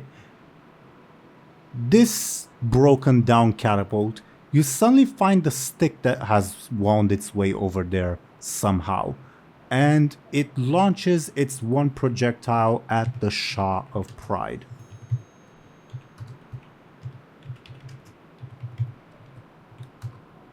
And inflicts 1 damage on it. The Shah of Pride takes its level 2 Don't consequence. it use its advantage? I guess there would be a difference between 1 or 3 damage. So yeah, sure. Not a big difference, but it's still there. So yeah, the Shah of Pride takes its level 4 consequence. As level 4 consequence for the Shah of Pride would be... Slice. Can the stick use its consequence?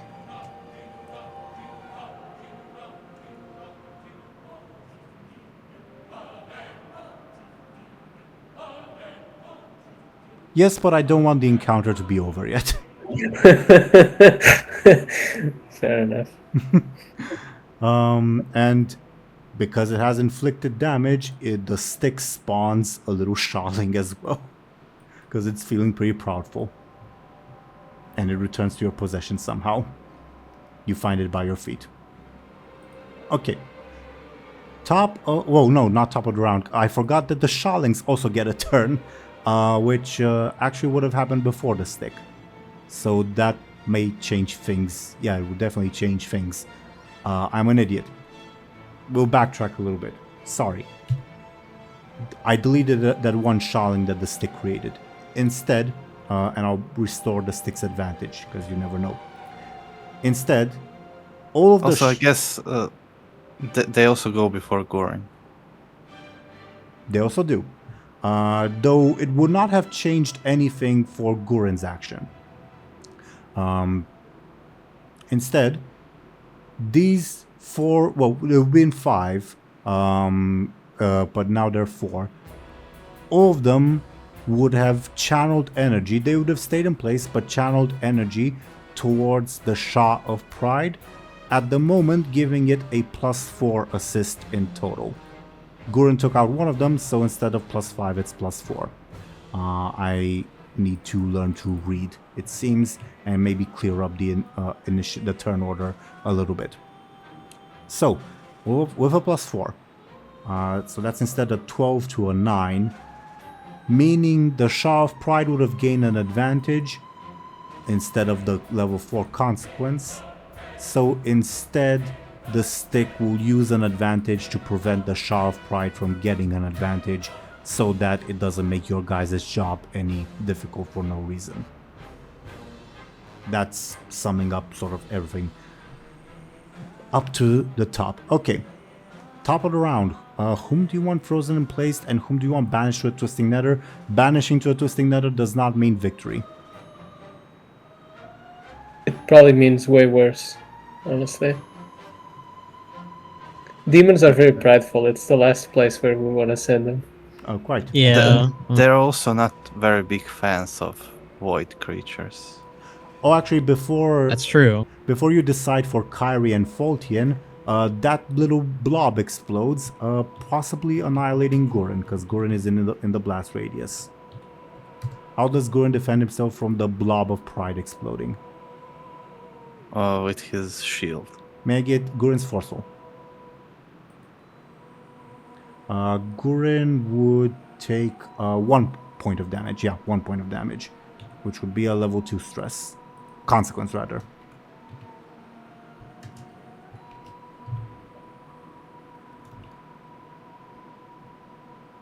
Overly proud, I'll call it. I don't know.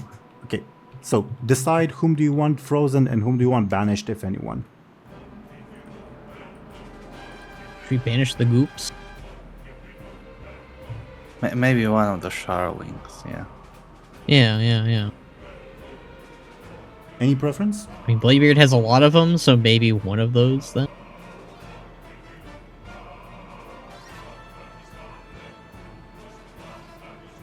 And then maybe freeze the big one? He doesn't seem to move, so kind of pointless, but sure. I mean, what else are we going to use it on? The goop, Yeah. another goopling? Sure, freeze the Shah Pride. Okay. Shah of Pride is frozen in place, and you banish a goopling. I'm gonna mark out this one, but let me know if you disagree. Either way, I'm gonna roll to see what happens to it in the Twisting Nether. A 5. Oh, that's lovely. I don't know what that means. Another, it becomes a freeway boss encounter again. Oh god. Man, I just deleted those.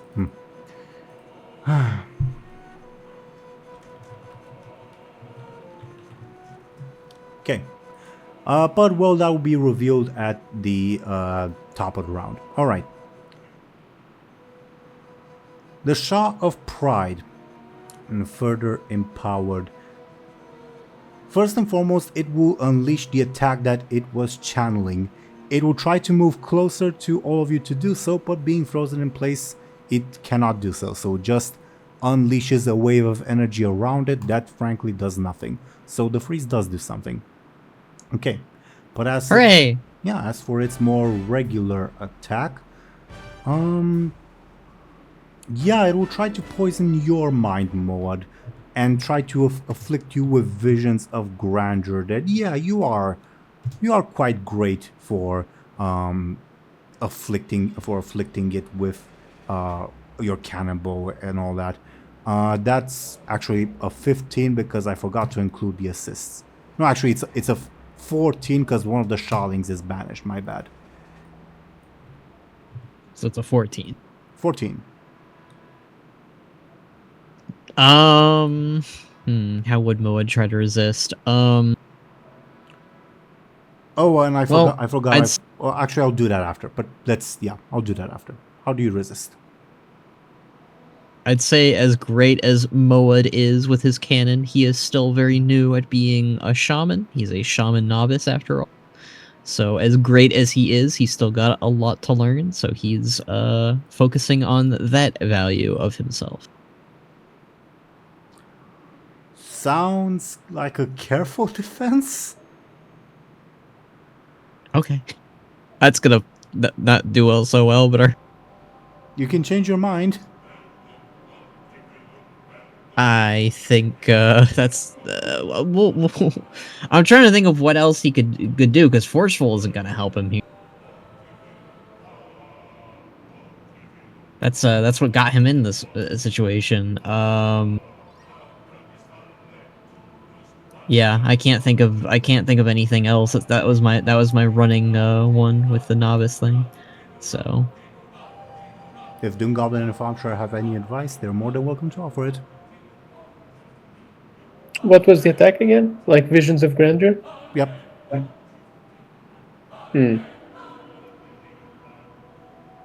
No more targeted. Would knowing you are better than this be forceful in some way? Being sure of yourself? Not in like a prideful sense, but like How is it not a There's a- prideful sense?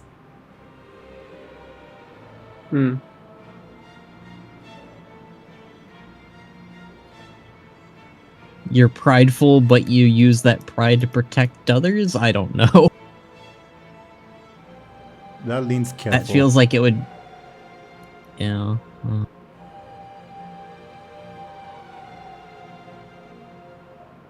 Can't you just I'm use drawing the blank. classic? I try to push it out of my mind. Oh, like the Inquisitor. Sure. Well, He has past experience, but... sure, give me a forceful. With Okay, Cairo that works. give you- Thanks, Bladebeard. Cairo give you a +2 bonus. Okay, so you're at a 7 to its 14. The way things stand, you would be knocked out. Oh.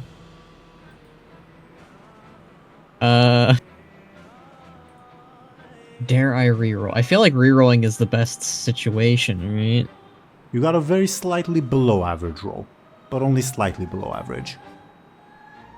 Yeah, I would like to reroll then.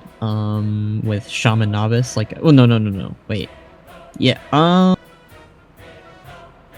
that's what I was Mode was focusing on. Wouldn't that make sense? Or no, because I changed the wording because it was he just forces it out with his past experience. Then I'd say Rage of a Warlord though. Yeah, He used the same tactic to remove the Inquisitor, so makes sense to me. Give me a reroll. Much better. So you're now at an 11 to its 14. Which is survivable. Not good, but survivable. if Moed can survive it, I guess that I mean, what else can I'm not gonna waste my cakes on this thing. So Sure. You would take your level 4 consequence, which is Delusions of Grandeur, I'll call it, as you genuinely begin to believe the bullshit that the Shah of Pride is feeding you, that all your teammates are just holding you back, that yeah, you can live up to your name and create like a massive ogre empire as your mother desired. And what are you even doing in this stupid sunken city, helping Bladebeard? When has he ever helped you? alright, I can roll with it. And We are glorious, brother. Yes. We deserve it all. We do not need these peasants, no. And because you got hit when you had 1 stack of pride, you also create a mass of corruption underneath your feet, and you lose a token of pride. Now, one thing I forgot to do, which was supposed to happen at the top of the round, but the Shah of Pride goes at the top of the round anyway, is once again, it afflicts you with visions, all of you, with visions of grandeur. This is not an attack, but rather what happened at the beginning of the combat, where it gave you pride tokens and spawned more Shawlings. So how do you resist, once again, all of you, with this more passive, I guess, affliction of pride? It's like it's a little bit harder with Moed's current mindset, but maybe there's a tiny bit of him that's still fighting since there's 2 heads. Yeah, sure.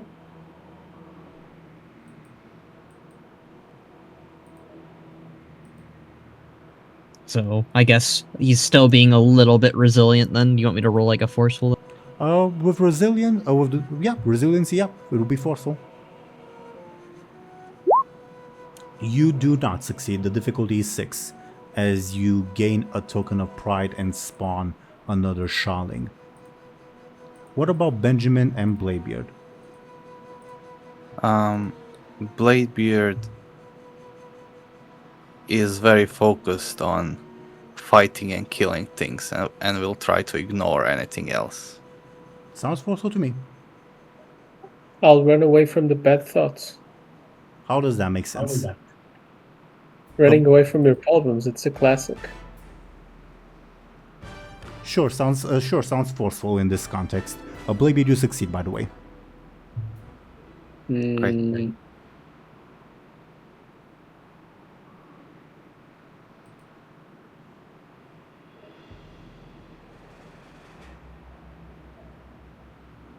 I'm waiting for that forceful Thompshire or for a different argument. What do we have to beat again? It's difficulty 6. Oof. Okay. An overcome roll, I would say. On second thought,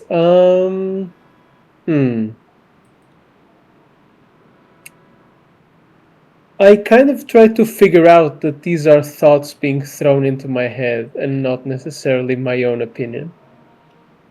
Yeah, sounds clever. That's worse.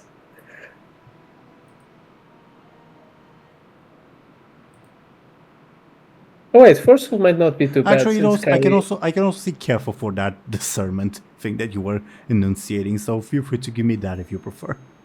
Yeah, I do prefer. Let's see it. Oh, that's horrible. You I think I want to use a fate point to reroll because I feel like the consequences of a crit fail may fuck me up. there's no Huh? let's say difference. There's no extra. There's no extra. What happens if you fail is you get another token of pride and spawn another Sharling. Yeah, fine. Okay. As you once again begin to buy into the Kool-Aid to drink it, and you you flash back to that accursed scene while you were traveling in Stormwind, and you think to yourself, yeah, that was kind of fucked up. I can do better than that. Like, yeah, I can become Emperor of Stormwind and actually do good and be a hero and definitely not have a harem of people and all that. Yeah, I should. Anyway, that was the Shah of Pride's turn. It is now Benjamin's turn. As Kyrie says, what's with your minds that you keep ejecting these creatures? I'm the coolest guy Benjamin? here, so I'm gonna defeat the Shah of Pride. So I'll run towards it, Gorehowl in hand, and I go for a good slash. Sure. First, give me a quick to see if you can get there, because it's a bit of a distance. Yeah, just barely, but you can. Okay, but no more movement after that. First, let's see if the Shah of Pride is able to resist Gorehowl. Yes. Okay, now, give me a forceful attack for your Gorehowl. Forceful? What is the meaning of this? Sure. Give me a quick then.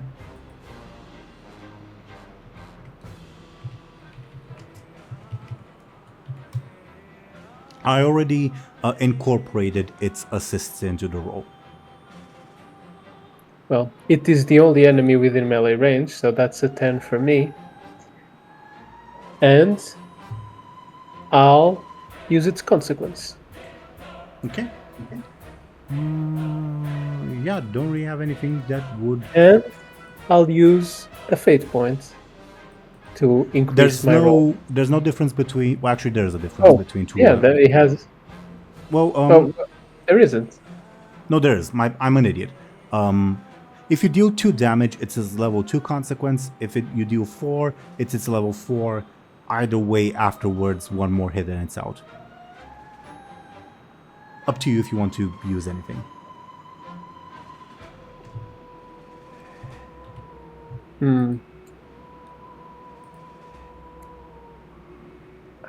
Shit. I don't want to run out of of fate points, but I guess I'm in a prideful mood right now, so I think I will. Okay, what are you invoking? I'll invoke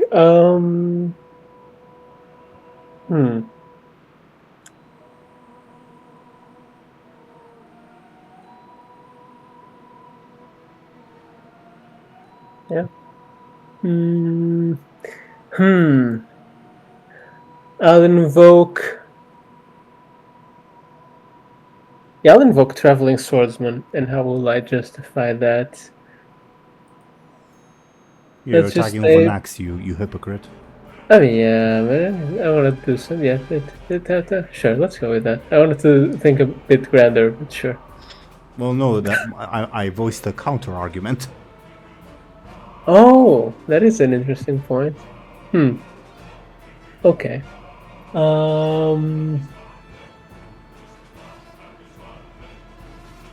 Well, I can still use it for the idea I had, like this idea of like, I'm gonna rise beyond it. Does that make sense? So you're using a fate point to invoke its high concept? No, mine.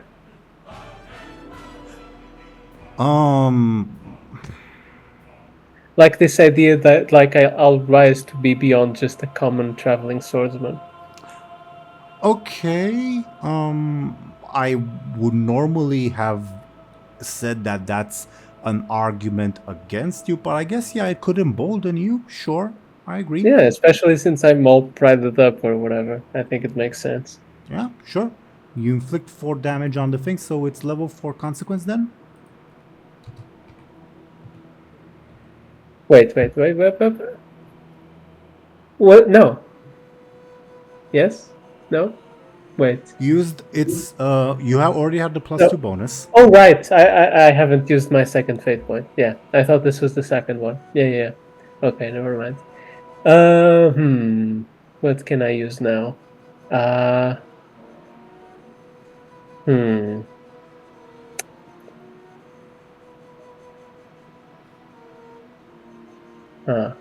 Any ideas, guys? I'm kind of running on a blank, and I really want to kill it.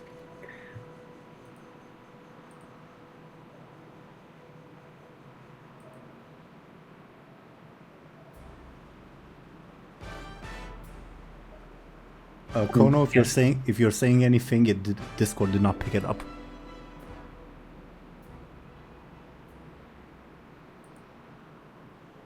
Hello? Hello. Okay, that's what happens when I bump my microphone. Were you saying something? Or, I basically said, like, I don't see anything, because all of the advantages look like they were used up. Boom.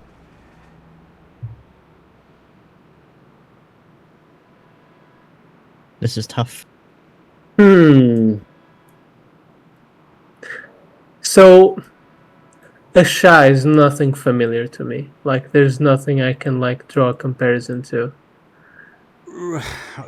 Really not. If you were way more experienced of an arcanist, you could, like, maybe draw a vague conclusion to, like, the old god people you face, but that's a stretch because the Shah is still a pretty different thing from that anyway.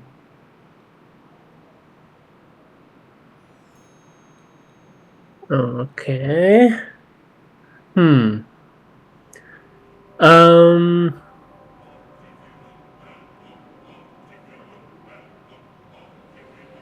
How?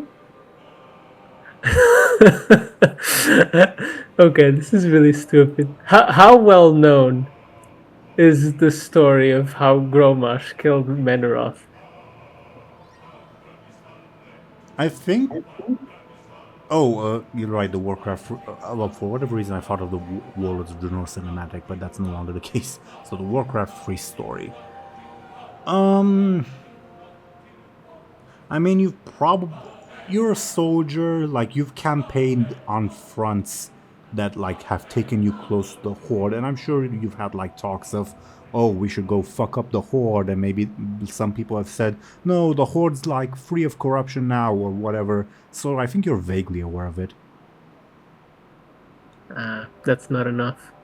I kind of wanted to draw like with the Northern veteran and just take the veteran part by remembering that moment and like do a very similar move to what he did.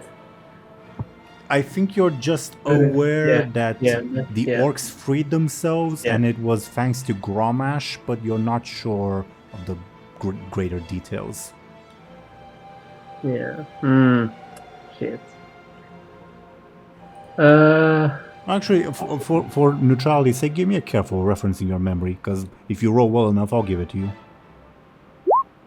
Oh, sure, fine. You were there. Oh wow, that's a. Yeah. Now we learned that actually Benjamin fought in Kalimdor alongside Jaina Proudmoore, and was almost a direct witness to those events. Yeah, you're aware of what happened. Yeah, he was like 5 years old or something. I don't know. That was only 10. 9 years ago. Oh. I mean, I guess that's not impossible. Benjamin's probably like 28 or something, so. Sure, why not? Do let me know if you seriously want to incorporate that into your backstory. I think it's a bit of a departure, but do let me know.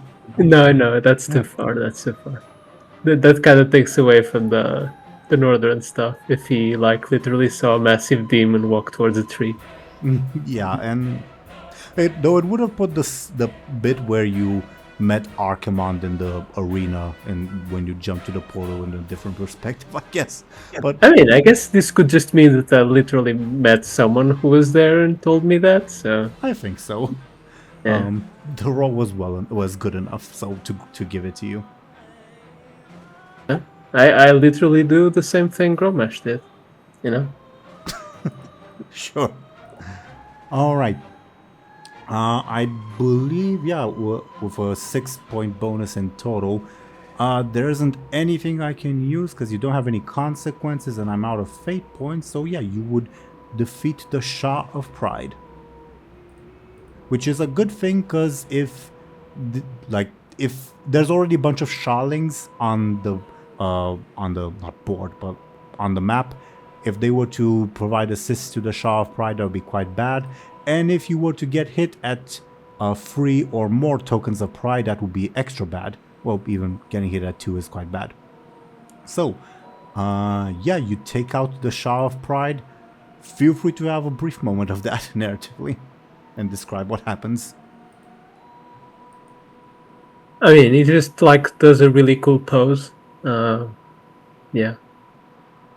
Yeah, and in slaying the Shah of Pride, as Gromash did with the Demon Blood, you have freed yourself from its influence, I suppose, and also released everyone else. Yeah.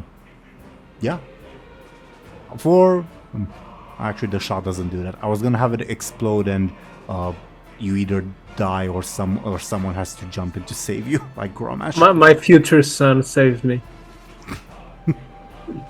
Sure. Here's the explosion. How do you eat it? Oh, what the I pulled that number out of my ass. It's not actually Okay. canon. Okay. Okay. So, a bit of above board, I think. What I've learned from this little playtest is, with the bosses are,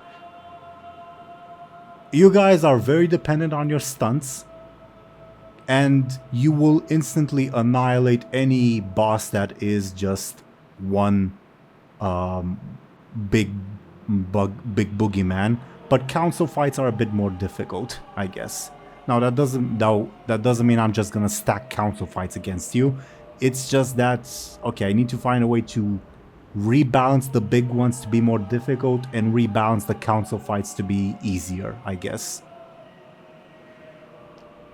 How do you all think you did in this little playtest? I agree with your assessment. Yeah. I think we did all right. I'll give it a good thing. Also, just to reveal it, what happened to the little Sharling that you banished? It's the exact same thing when the Dreadlord appears. So another Dreadlord would have come at the end of the turn. So good thing you killed it now. But yeah, well done. As you annihilate the Shah of Pride, and you hear Sacram's voice in your mind say, "Good. I was right to trust you after all. You're strong, but you temper yourselves. Good, good, good, good. I'll visit you soon. We have much to talk about. Yes, yes. And yeah, while I take the time to clear stuff off screen, you all will above board very slowly wake up inside the house that Nosdormu put in Ilalai. As you regain your senses, feel free to talk among yourselves or whatever while I refresh your things. Oh, and I need to give Thompshire, our special birthday person, their little token of appreciation, I suppose. Your little token of appreciation, for lack of a better term. Do I not? Oh god, I'm scared. Okay. I'm looking. I have the sort of timer on hand. Okay. So once again, Thompshire, I am going to ask you a question that I'm probably going to regret, and you have 1 minute to answer. Bladebeard, DoomGoblin and Khono cannot help you or provide suggestions. All right? Okay. Okay. Okay. So, my question is, the timer will begin when I am done talking, is how I'm going to count it. As you are shunted back into the real world, you momentarily feel yourself, I don't know, in touch with the universe as a whole. Thompshire, I want you to think of an entity, any entity of your choice, no matter how powerful, and ask them for a favor. You have 1 minute to decide. It's me, Thompshire, who know them, right? Not Yeah. Benjamin. Yeah. Oh shit. Oh god. Can you tell me the milestones of when the time passes, like 30 seconds, 20 seconds, 10 seconds? 20 seconds have passed. Oh fuck. Do I have to decide the favor or who owes me the favor? Everything. Oh shit. Okay. 30 seconds.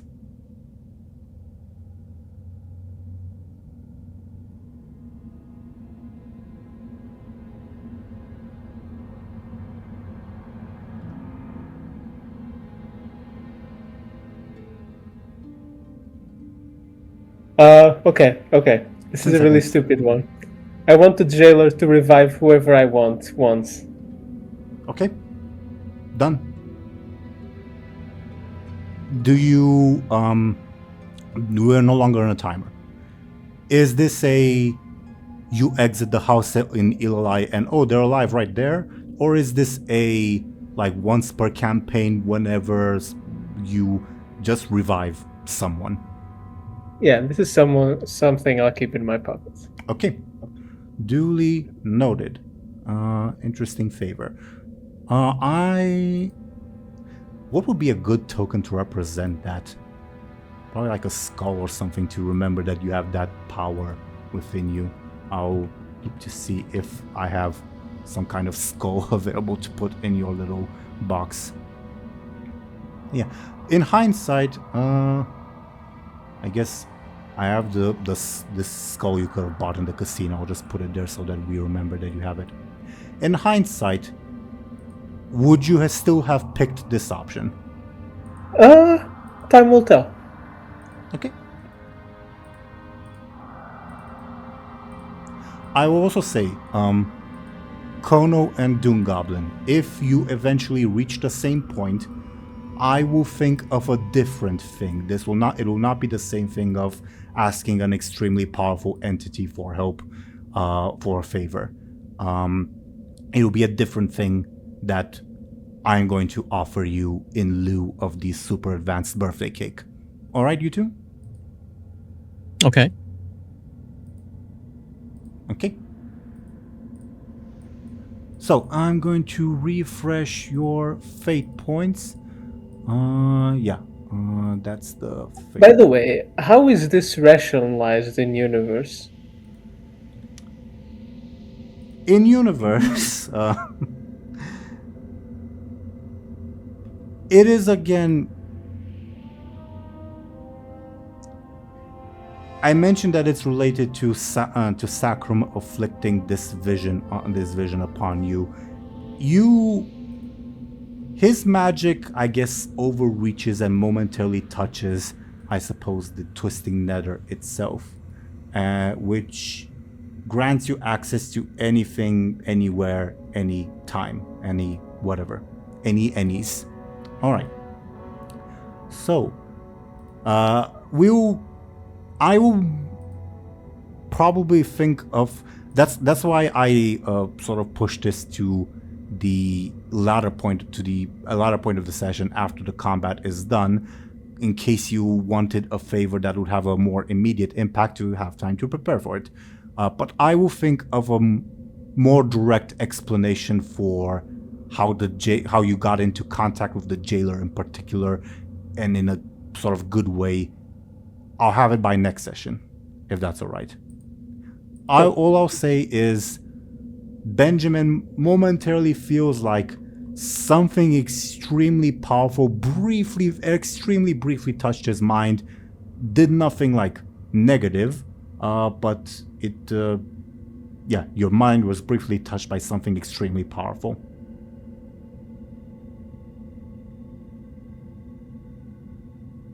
But yeah, Okay. your group awakes in the house, in Benjamin's old house in Eli, as you return from this time travel adventure. Let me make some notes for my editing. I'll go to my room and check if there's still some coppers under a floorboard in my room. Well, I believe your room was upstairs, and the coppers you found were in the living room. But they're there. Those same coppers. Sure. I don't believe money ages, so, well, it does, but I think copper is fine. Well, actually, I think copper ages. Yeah, it's aged copper, so it's green now. Actually, it's an alloy. Whatever, you're good. You have coppers. Yeah.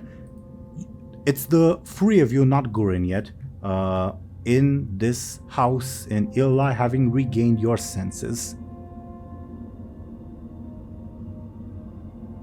Whoa. I just had the weirdest dream, guys. What was yours about? Honestly, I have no idea. Oh, I only know I beat up a big monster. There was time travel and sand and dragons. Oh, Yeah. Is Zemo I thought around? that was a dream. Zemo is not around.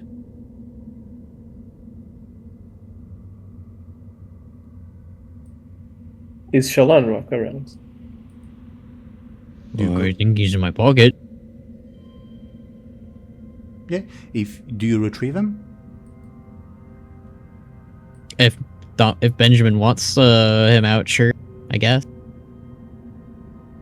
How dare you put me in such a disgraceful place? I'll have you know you're speaking to an archmage of Surmar, an agent of the Bronze Dragonflight. I will not be disrespected in this way, you mundane little ingrate creatures. Do you know who I am? Do you know who I am? Do you know who you're speaking to?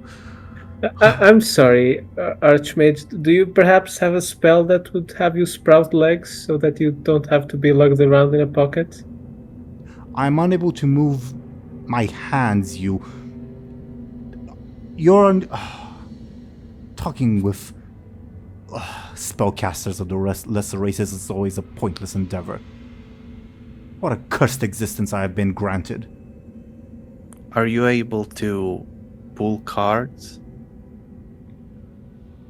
I mean, with his mouth, maybe?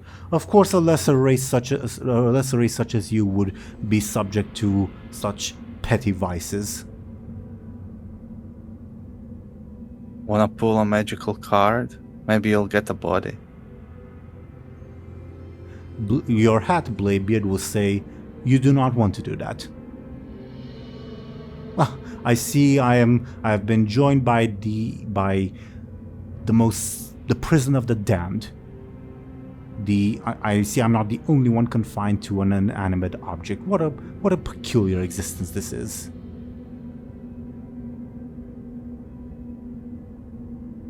You might get a bunch of money. Or lose a bunch of money. Your hat, Bladebeard, will interject once again and say, "Have faith, Archmage, that you do not wish for this to happen. Though I do have an idea to restore my own body, and I would not be adverse to helping you regain your old body if circumstances align. Although you are more corporeal than I was, so it would be difficult. And, well, you lot have misplaced my crown," says your hat. Interesting. Bladebeard would like to stab his head with a death dagger. Soul-destroying dagger. Yeah, you you stab your hat with the soul-destroying dagger, and yeah, the voice of Nexus or Teeironor says, "Wait, why are you?" And it falls dead. Gone. Is the implication here that Bladebeard's powers can literally create souls? Yeah. That's horrifying. It's not that unprecedented because arcane magic is the magic of creation, and the arcane madness is, well, yeah, it's just that.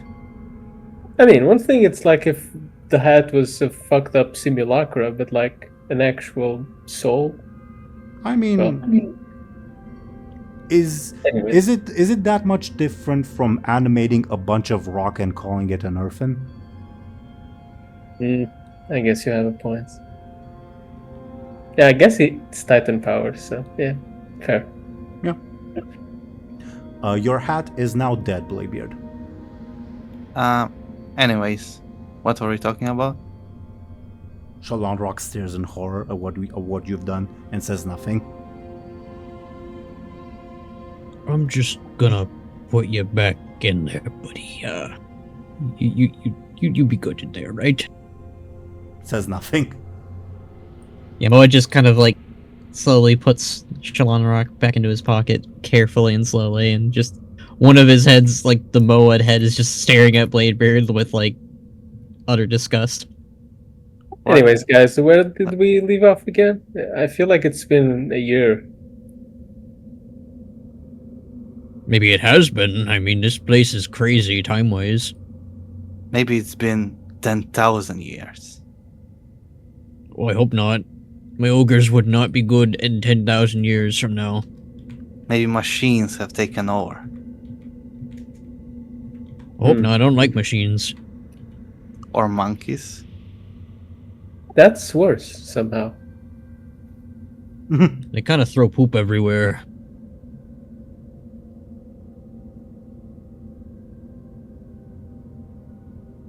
Well, I guess we just have to go outside and see for ourselves. If the evil creature has breached its prison or whatever and everyone's deader, yeah.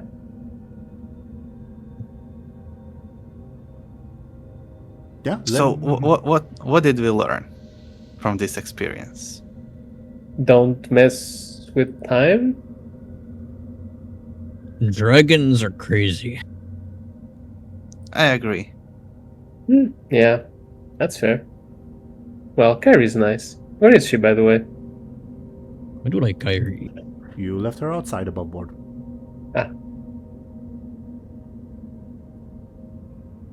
Well, let's go rejoin with our friends. Hopefully, Yeah. time is not been long, and they're not old and dead. Kyrie will be very confused when we tell her what happened. Or she'll know what's up. She tends to know, like, dragony things. Yeah. She'll probably be probably like terrified. That's my prediction. Probably, yeah. She'll be speechless, and think that what we have done is probably the most reckless and idiotic thing she ever heard someone do. Honestly, you're probably spot on. Yeah, I'm pretty good at reading characters. Benjamin, you will receive a sending from Chemis, if you remember who Chemis is. I do, yeah. She replies to your last question with, "Alright, what's a bronze dragon?"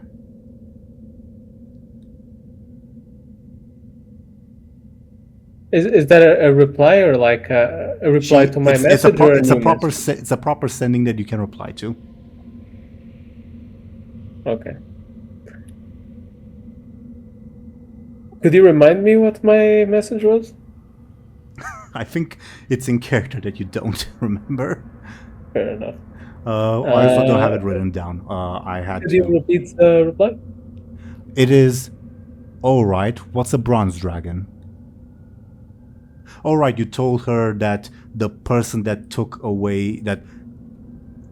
shooed the horde away from taking your ships was a bronze dragon. And she says, "Alright, what's a bronze dragon?" Okay. I'll start my reply then. Long story, somewhat handled, maybe? Is everything going well over there? See you in 8 hours. Above board. Feel free to paste that in chat, if you will. Alright. You guys are still in the house. We leave the house. Let's go. You leave the house and you rejoin your group. It appears that nothing necessarily is out of shape. They are in the exact same place where you've left them. Zemo is as well.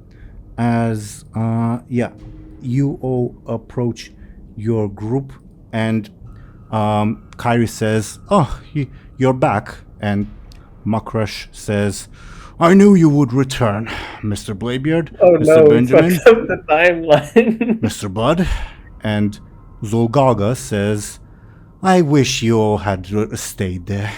I hoped you'd be dead." What the fuck?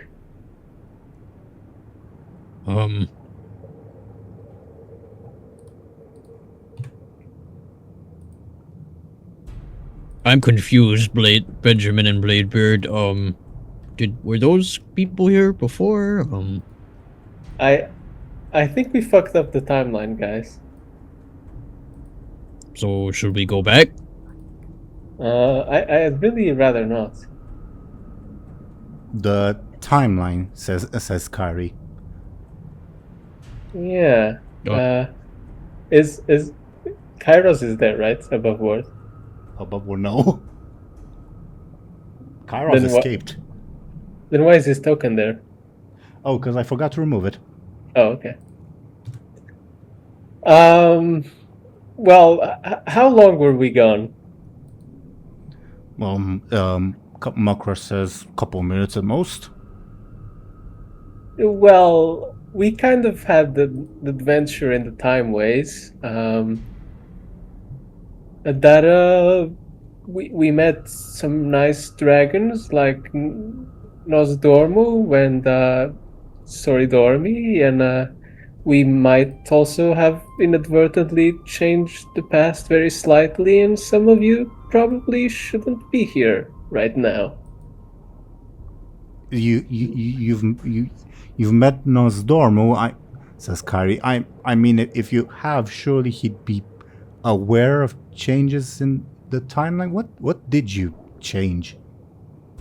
I mean, I can only speak for the weird memory of my prom when I was a kid, but I don't think that would do all this. And Benjamin points at the crowd. They look at each other like, is there anything unusual about this current group arrangement? Why is she here? Why are you alive? I'm assuming you're referring to Zulgaga. She is shackled with some magical bracers.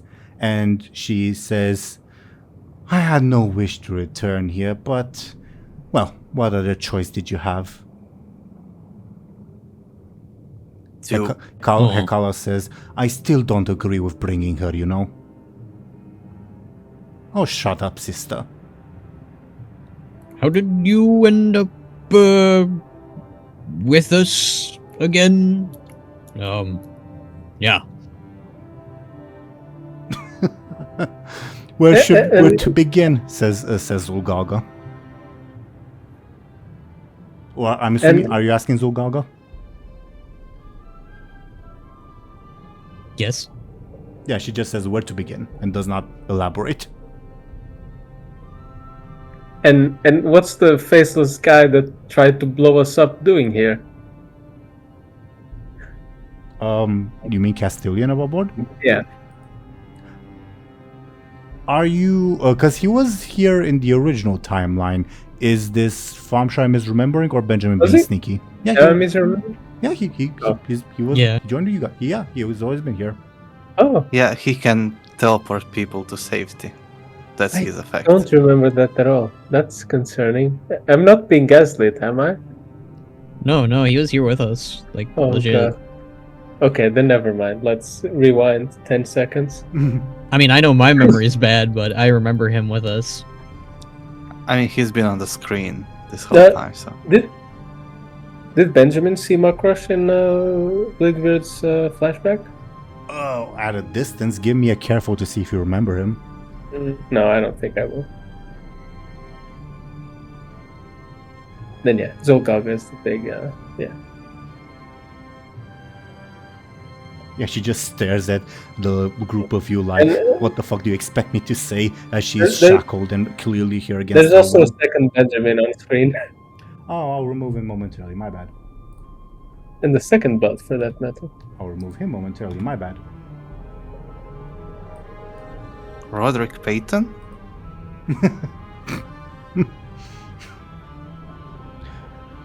Where is, asks Faultian. The fallen scion of a once noble house. Long story. She was tasked by Nosdormu to handle some loose ends or something like that. He raises an eyebrow at you like, well, are you being serious? Yeah, I mean, I'm as confused as you are, honestly.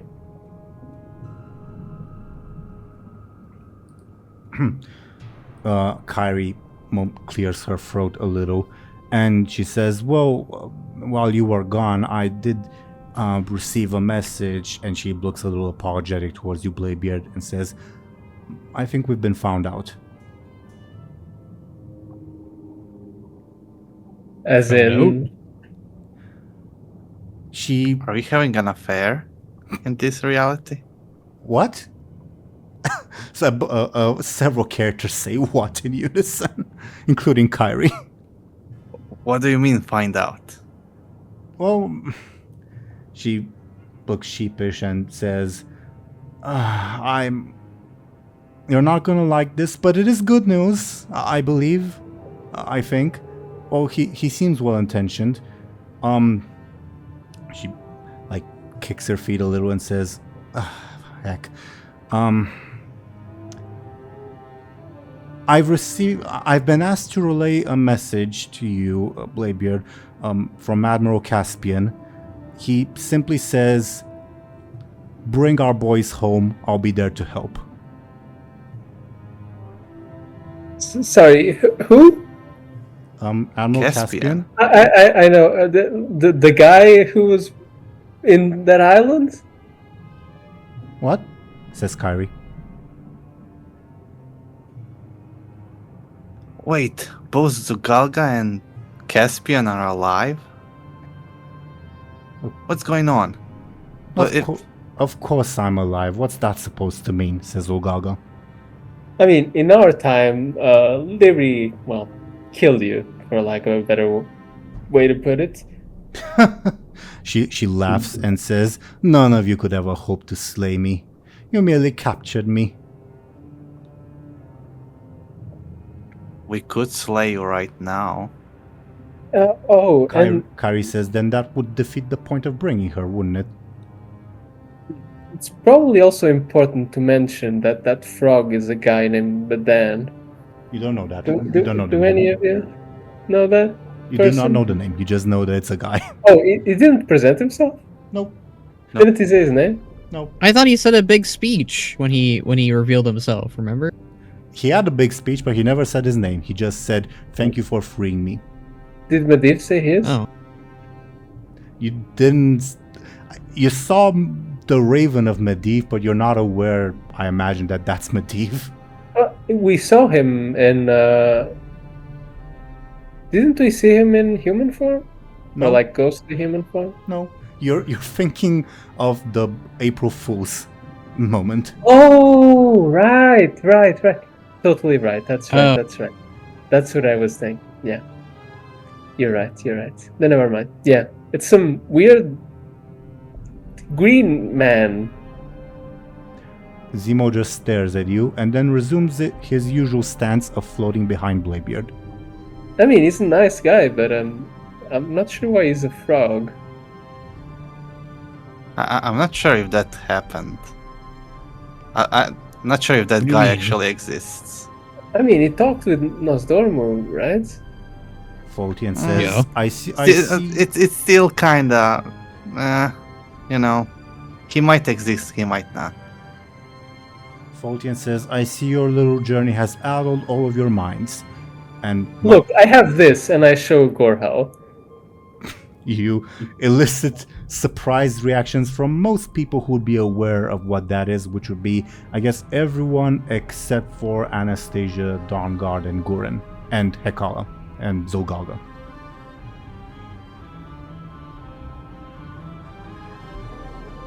Is this proof enough that whatever happened was real? Makra says, it's a very faithful replica, if that's what it is. Well, we fought Garrosh himself in the time where. Didn't I throw him? No way. I don't think you guys remember that. Oh, I don't right, remember because that. we Yeah, you Yeah, don't we remember read- that. Yeah, we forgot. Yeah, we only don't remember Bladebeard that. knows. Only Bladebeard knows. Yeah. You magically got that somehow. I mean, it I does a don't weird remember howl, and Benjamin kind of swings it to make a howling sound.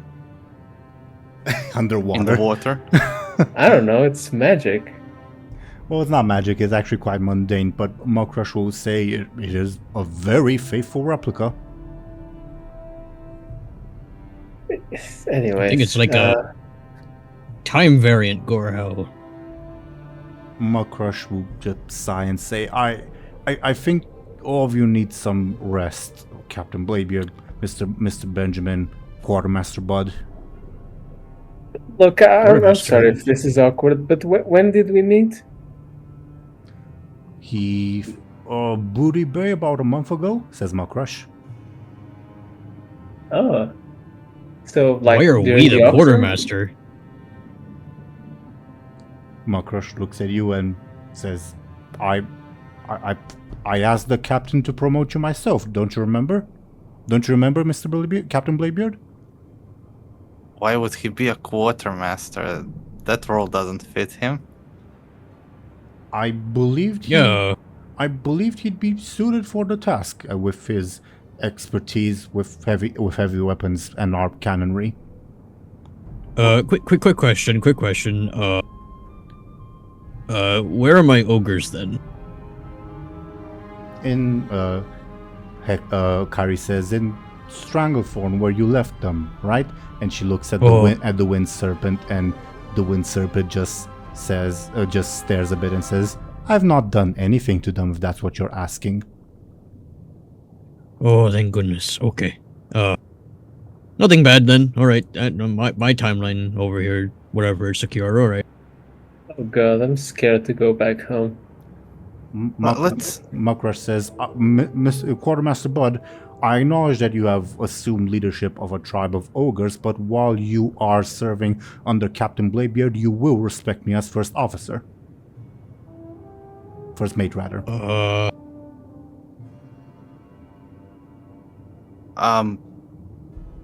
Moad, you're fired again, I guess.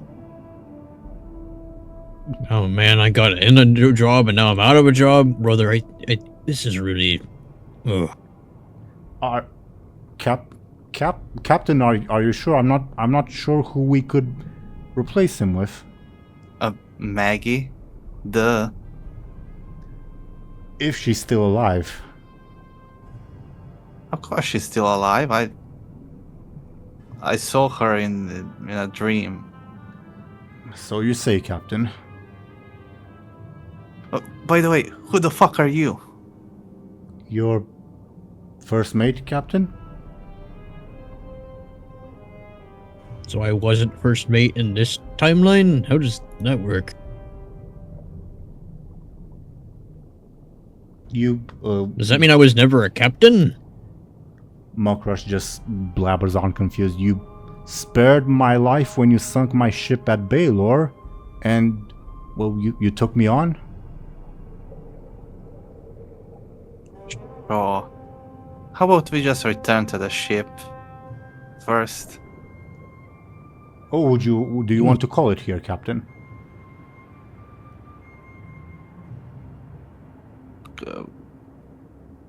Call it here? What? Do you have the remote on you? What? You can call ships now. Assume that I have no fucking idea what you're talking about. Now explain it to me. What? How much of an assumption should I make? This is... You've done this for decades, Captain.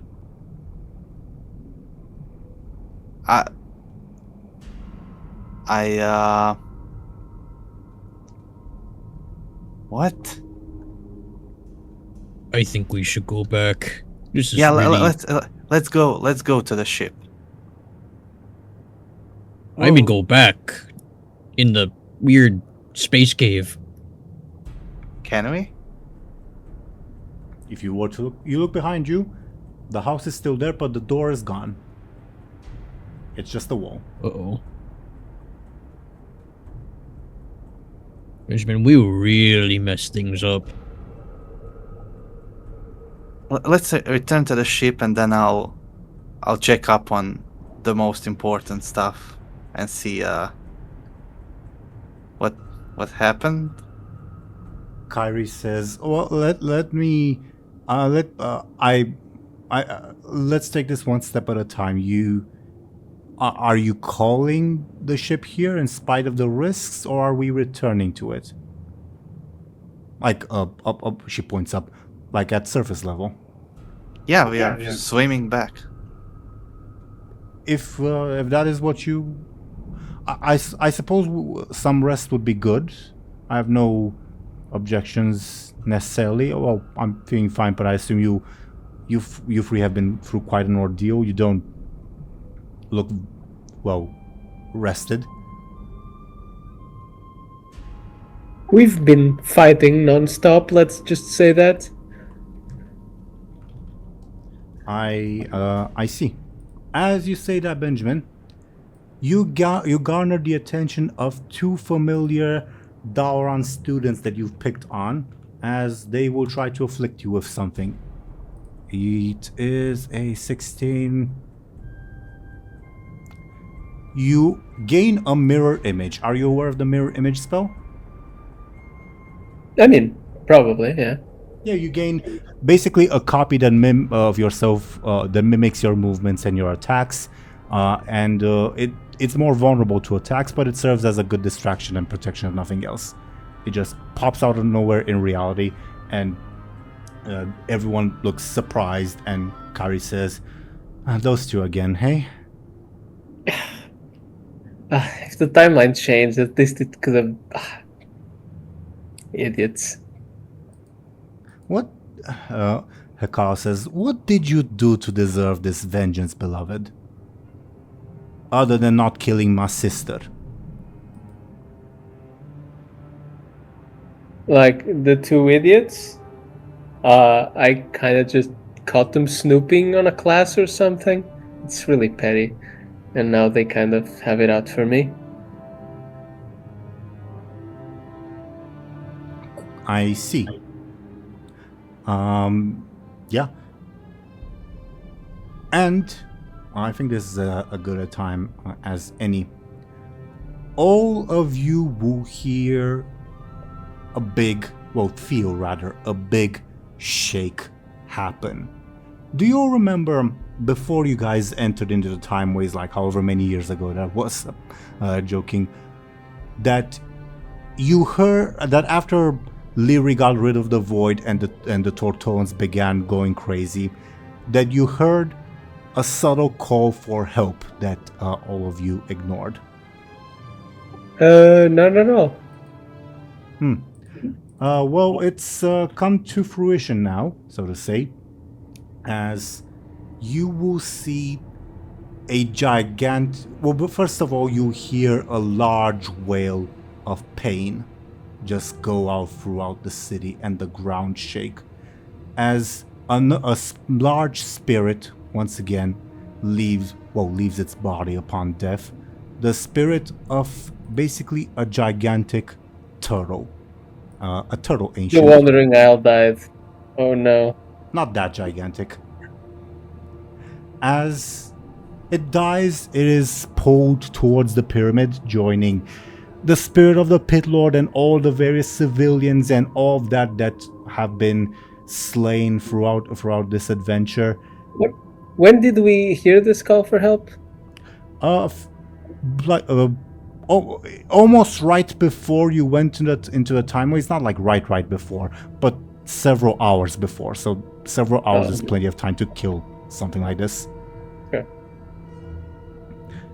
As the spirit is pulled towards the pyramids, it joins again the spirit of the Pit Lord and the spirit of the demons and all the various inhabitants of Ely that were slain, and you all see a visible blue crack emerge from the pyramid as it is literally beginning to split open apart. But before it can, Kurum, the gigantic kraken, repositions himself to basically physically hold it together. But for a couple seconds that it looked like it was about to collapse, all of you felt a sensation as if you were being forcibly pulled towards the pyramid. Even though your bodies were not physically drawn to that place in any way, like there was no movement to draw you to that place, you still nevertheless felt a powerful pulling sensation coming that way. And in sort of response to all that, Zulgaga says, what a mess you've all made. My master's path is almost clear. Well, since you're here now, what the fuck is going on? What is this? I already told you. Well, in case you haven't picked up on it, we don't know what you mean because we just got here. What do I gain from telling you? I've already promised to help. Well, how about you help us with some information then? No, I promised to help with the ritual at the end. But, well, if you want more information, I require some more guarantees. Well, you'll have dinner tonight, how's that? She looks towards Bladebeard and says, are we gonna be supping on Tuskar flesh again? And Kyrie says, you know he figured out that was not actually the Tuskar, right? Ah. Well, on whose flesh are we gonna be supping? Kyrie looks at you. I don't know, fish or something? Crab? Like not a living, like a sentient creature? Then where's the sustenance? What's the point of it? I mean, Meridia can make a bunch of fake food with magic.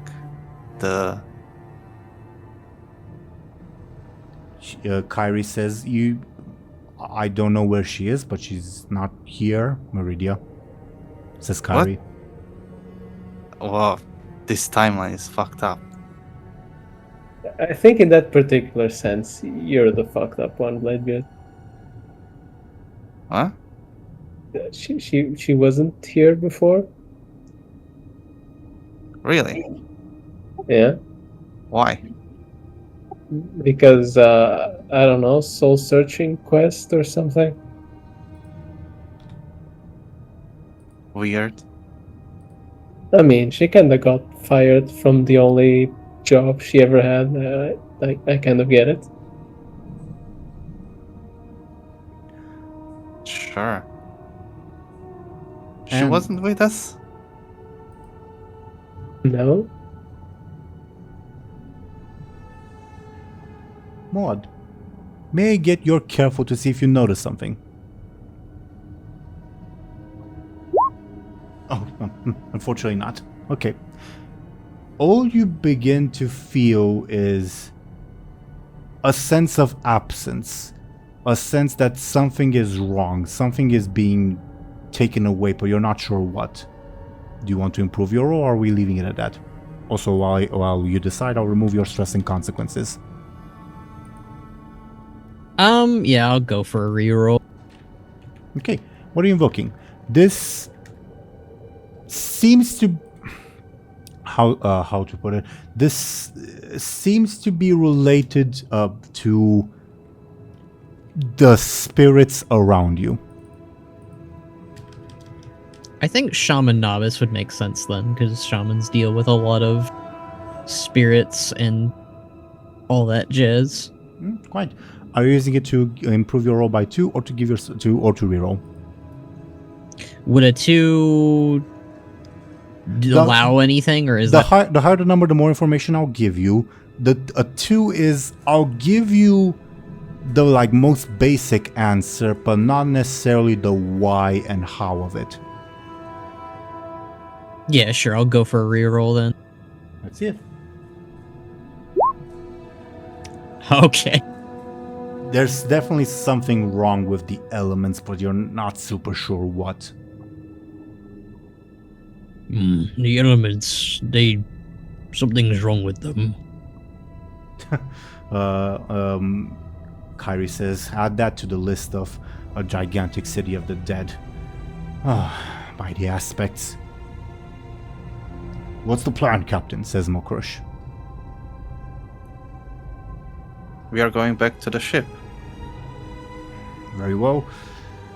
Alright, you've heard the captain, you lot. Up to the ship, yells Mokrush. And they hesitantly begin swimming towards the ship. Kyrie says, he's really comfortable giving orders, isn't he? I'm sorry, what's your name again? Asking the orc. Yeah. I am First Mate Mokrush, Mr. Benjamin Aaran, and you will address me by my proper title. Sure. First mate. Alright, the captain has spoken. Up to the ship, everyone. I mean, no hard feelings, but he's not my captain. Shall I discipline him, Hashtag Captain? not my captain. Shall I discipline him, Captain? No. Chill, dude. He looks mildly confused and says, Alright, up to the ship, everyone. Wait. Should we regroup with the other group? Oh shit, yeah, Ed Serum is somewhere, right? And oh god, I forgot that Pandaran's name. Pandaren, says Kyrie. Yeah, Zhaoqi. Yeah, we came in her discs. Who's that? Says Kyrie. And Zolgaga says, No, you didn't. Don't try to take away my credit. Do I have a disc on me? Above worth? You do. I summon it or whatever. We use these to fly here. Where'd you get that? Says Kyrie. And That Aaran, well, kind of rented them to us. Zulgaga says, "Are you testing me, human?" And Hekala says, "Don't try to taunt her, beloved. It won't work." I'm not. As we've mentioned, the timeline was different. That different? Says Kyrie. I guess. I'll humor you, Benjamin. We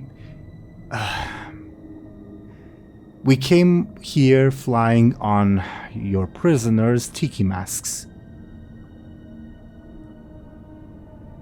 The mental image of that is kind of embarrassing. It did its job. Did mine break? Was mine big? Never, you big one, says Ulgalga. Well, is Anserum here? You've left him to watch the Naga. Okay. Okay, so he's still here.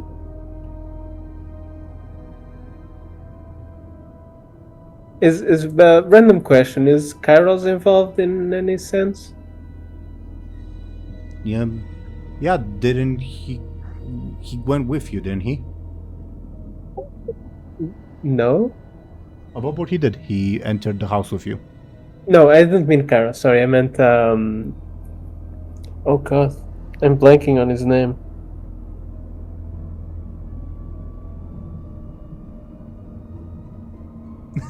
Oh? What species is this individual?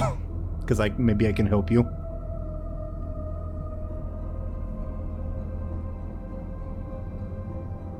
I don't know if Discord picked that up. If you remember this individual species, feel free to offer that. Are you still awake, Thompshire? No, I'm just having a moment. Oh god. Who's the blue aspect? Why is his name? Caligos. Oh yeah. Oh god, that name just literally left my brain. Sorry. Yes, that was my question. Well, Caligos was never with you. You never met him. You only met him in an alternate timeline that only Bladebeard remembers. Oh, okay, then never mind. Yeah. This is too many timelines. Quite. Since we're approaching time, shall the group then travel up to Bladebeard's ship, and I guess we can broach the explanations of what happened, what changed, and what do we do moving forward, etc., next time? Sure. Yeah, that sounds good. Alright. Thoughts on today's session, everyone? I liked the changes to the timeline, and I'm actually glad Zulgaga's back, because I feel like she could have been used more. So. Well, yeah, she's a fun character. She also has a crush on Bud. Well, yeah, so that's fun. Oh. What? Yeah, she flirted with Bud a little bit in season 1 in a very macabre, let's go eat people way, but she did. Season 1, Bud would do that. I mean... Yeah, Moed's changed a bit, but, he'll probably... Oh, God. I mean, if the people are dead, it's probably fine, I can fix her, Moed. I think she would ruin you. I think that might be the only thing the heads argue about. Bud would be like, no, she's bad for us, and Moarg would be like, no, we can work with her. Something to... You forgot to ask for Tartarus's opinion on this. He's not invited. Khono, you're the only Naruto fan here. You know all the memes of not like Naruto with Hinata, and it's I consent, I don't to what that involves. With Kurama? Yeah, we literally had a meme made of that last week. Oh, that's great. Yeah. Anyway, I will say thank you all for participating in the combat playtest. Again, it did prove informative. I'll need to strike the proper balance to make like the big bosses terrifying, but not like one shot, one kill, I guess. But also make the council fights, I guess, a little easier. Anyway, otherwise, preliminary thoughts on the changes in the timeline, other than okay, Zul'Gulga's alive. I mean, yeah, Zul'Gulga being alive is kind of cool. It's interesting that Moad, I guess, was made a quartermaster, and it begs a lot of question as to what happened then, because I know he was a captain at one point. So I don't know if that still happened or. Yeah. And you will obviously, I intend to provide answers. It's just answers require the right questions. Yeah. And Mokra Sharonhouse is here. He is here.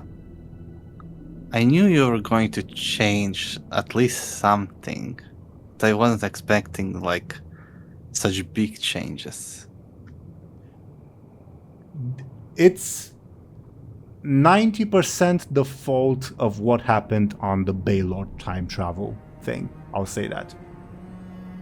I do have an explanation that answers everything, but obviously, right questions again.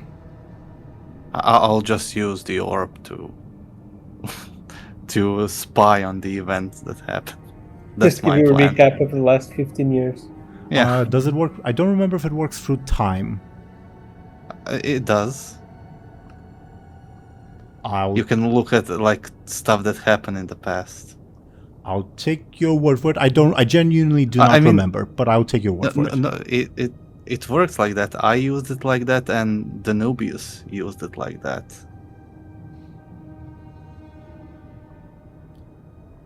The reason why one of the reasons why I stole it from the King Tor is so they can't prove all my crimes using the orb, which Danubius could. I need to review my notes, but from what I need to review my notes, so don't take what I'm about to say at 100% face value, because this is just me working off memory.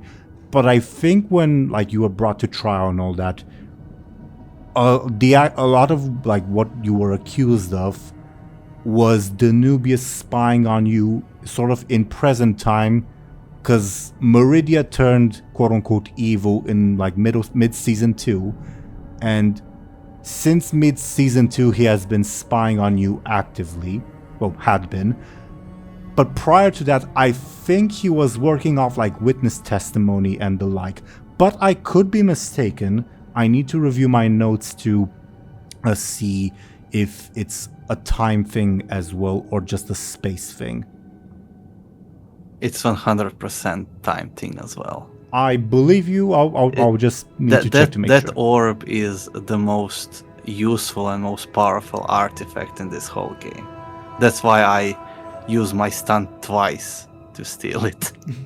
I'll take your word for it.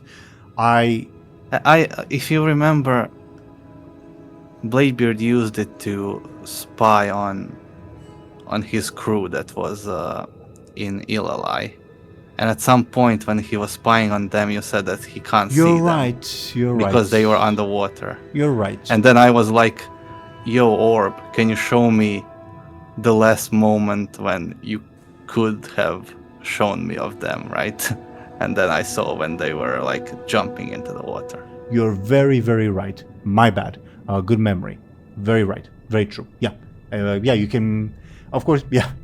As you mentioned, you can use the orb to spy on the last however many years in the timeline, but of course the orb only shows in sort of real time what happens, so you don't have 15 years to watch 15 years of events. Yeah. I know, but like most important stuff, he can look up like what's the current state of different characters that he cares about.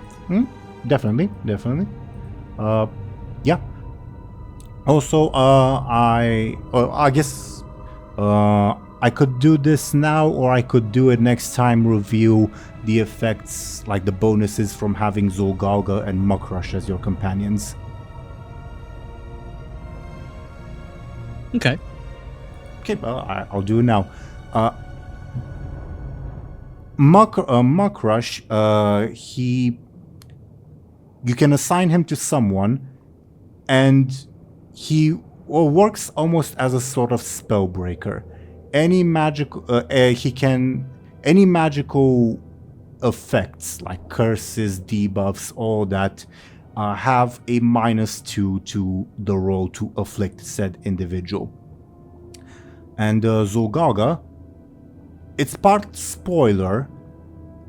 If someone, I'm not gonna say who, gives her the order, she can sacrifice one of her Tiki servants once per combat to take a blow instead of that person.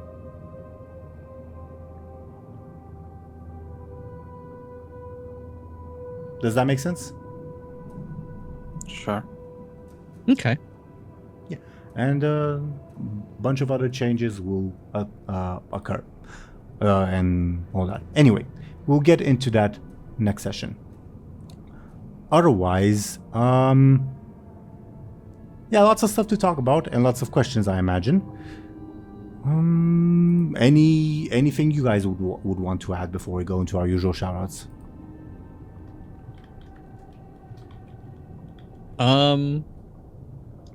Good job on Benjamin for killing the Shah of Pride. Oh yeah, definitely. Yeah, good job, Thompshire.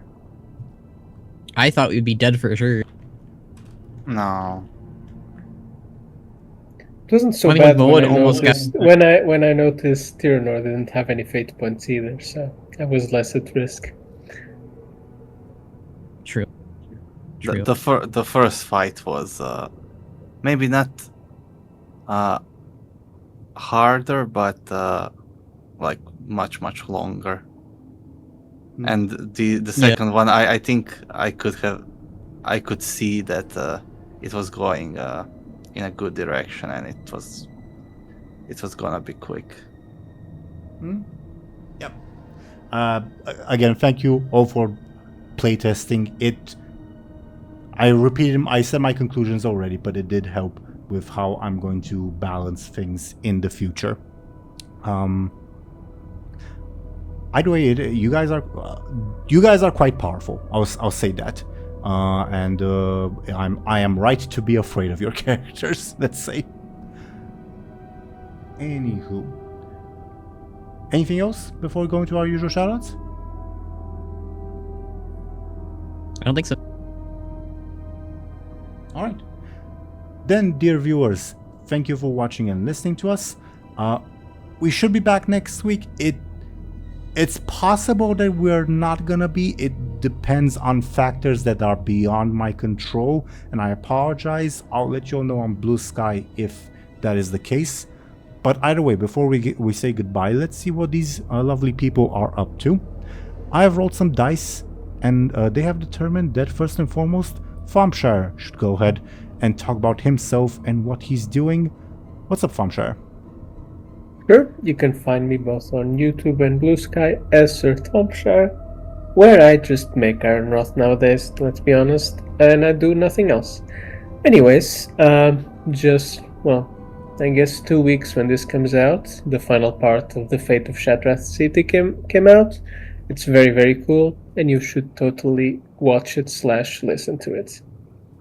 On that note, dear viewers, for the handful of you that are not aware, Muckrush, the character that showed up in this session, well, actually he showed up a little bit before, but he had a speaking role in this session. He is an Iron Wrath original character from an audio drama that called The Burden of Loyalty that you can find on Thompshire's channel. So yeah, crossovers, they're fun. Anything else, Thompshire? No, that's all. All right. Thank you very, very much. Then, according to the dice, we would have DoomGoblin. What's up, DoomGoblin? What are you up to? What do you have to share? I draw things. I don't really have any plans on what to draw next, but follow me and you'll see. I think there's a song that goes like that. But yeah, thank you very, very much, DoomGoblin. Then, according to the dice, we would have Khono. Khono, could you please go ahead and talk about yourself and what you're doing? Yes, hello. I am Khono Chronos. I am a World of Warcraft VTuber who covers a lot of WoW stuff. I do machinima, I do lore stuff, I do lots of stuff. I work on Ironroth. There's an Ironroth audio drama featuring the Amani at some point. I don't know when that'll be done, but hey, it's something to look forward to. I think it's in the finalizing processes, so that'll be cool. And it'll be neat. Look forward to that. Thank you very, very much, Khono. As for me, dear viewers, I was your Dungeon Master, Game Master Teeironor. I do this series, which is quite a lot of fun. I also do another series called Legacy of the Ruined that's been on an extended hiatus, but it should be coming back not this week, like not this upcoming week, but I think the week after. I'll need to confirm that, but I'll keep you all posted either way. So do check that out because that's also a lot of fun. Other than that, thank you as usual, dear viewers, for watching and listening to us. As I already mentioned, I'll keep you all posted on Blue Sky if we have to cancel a session because of IRL stuff happening on my end. But if not, we should be back next week. Otherwise, we will see you when we'll see you. Goodbye, everyone. See you. See ya.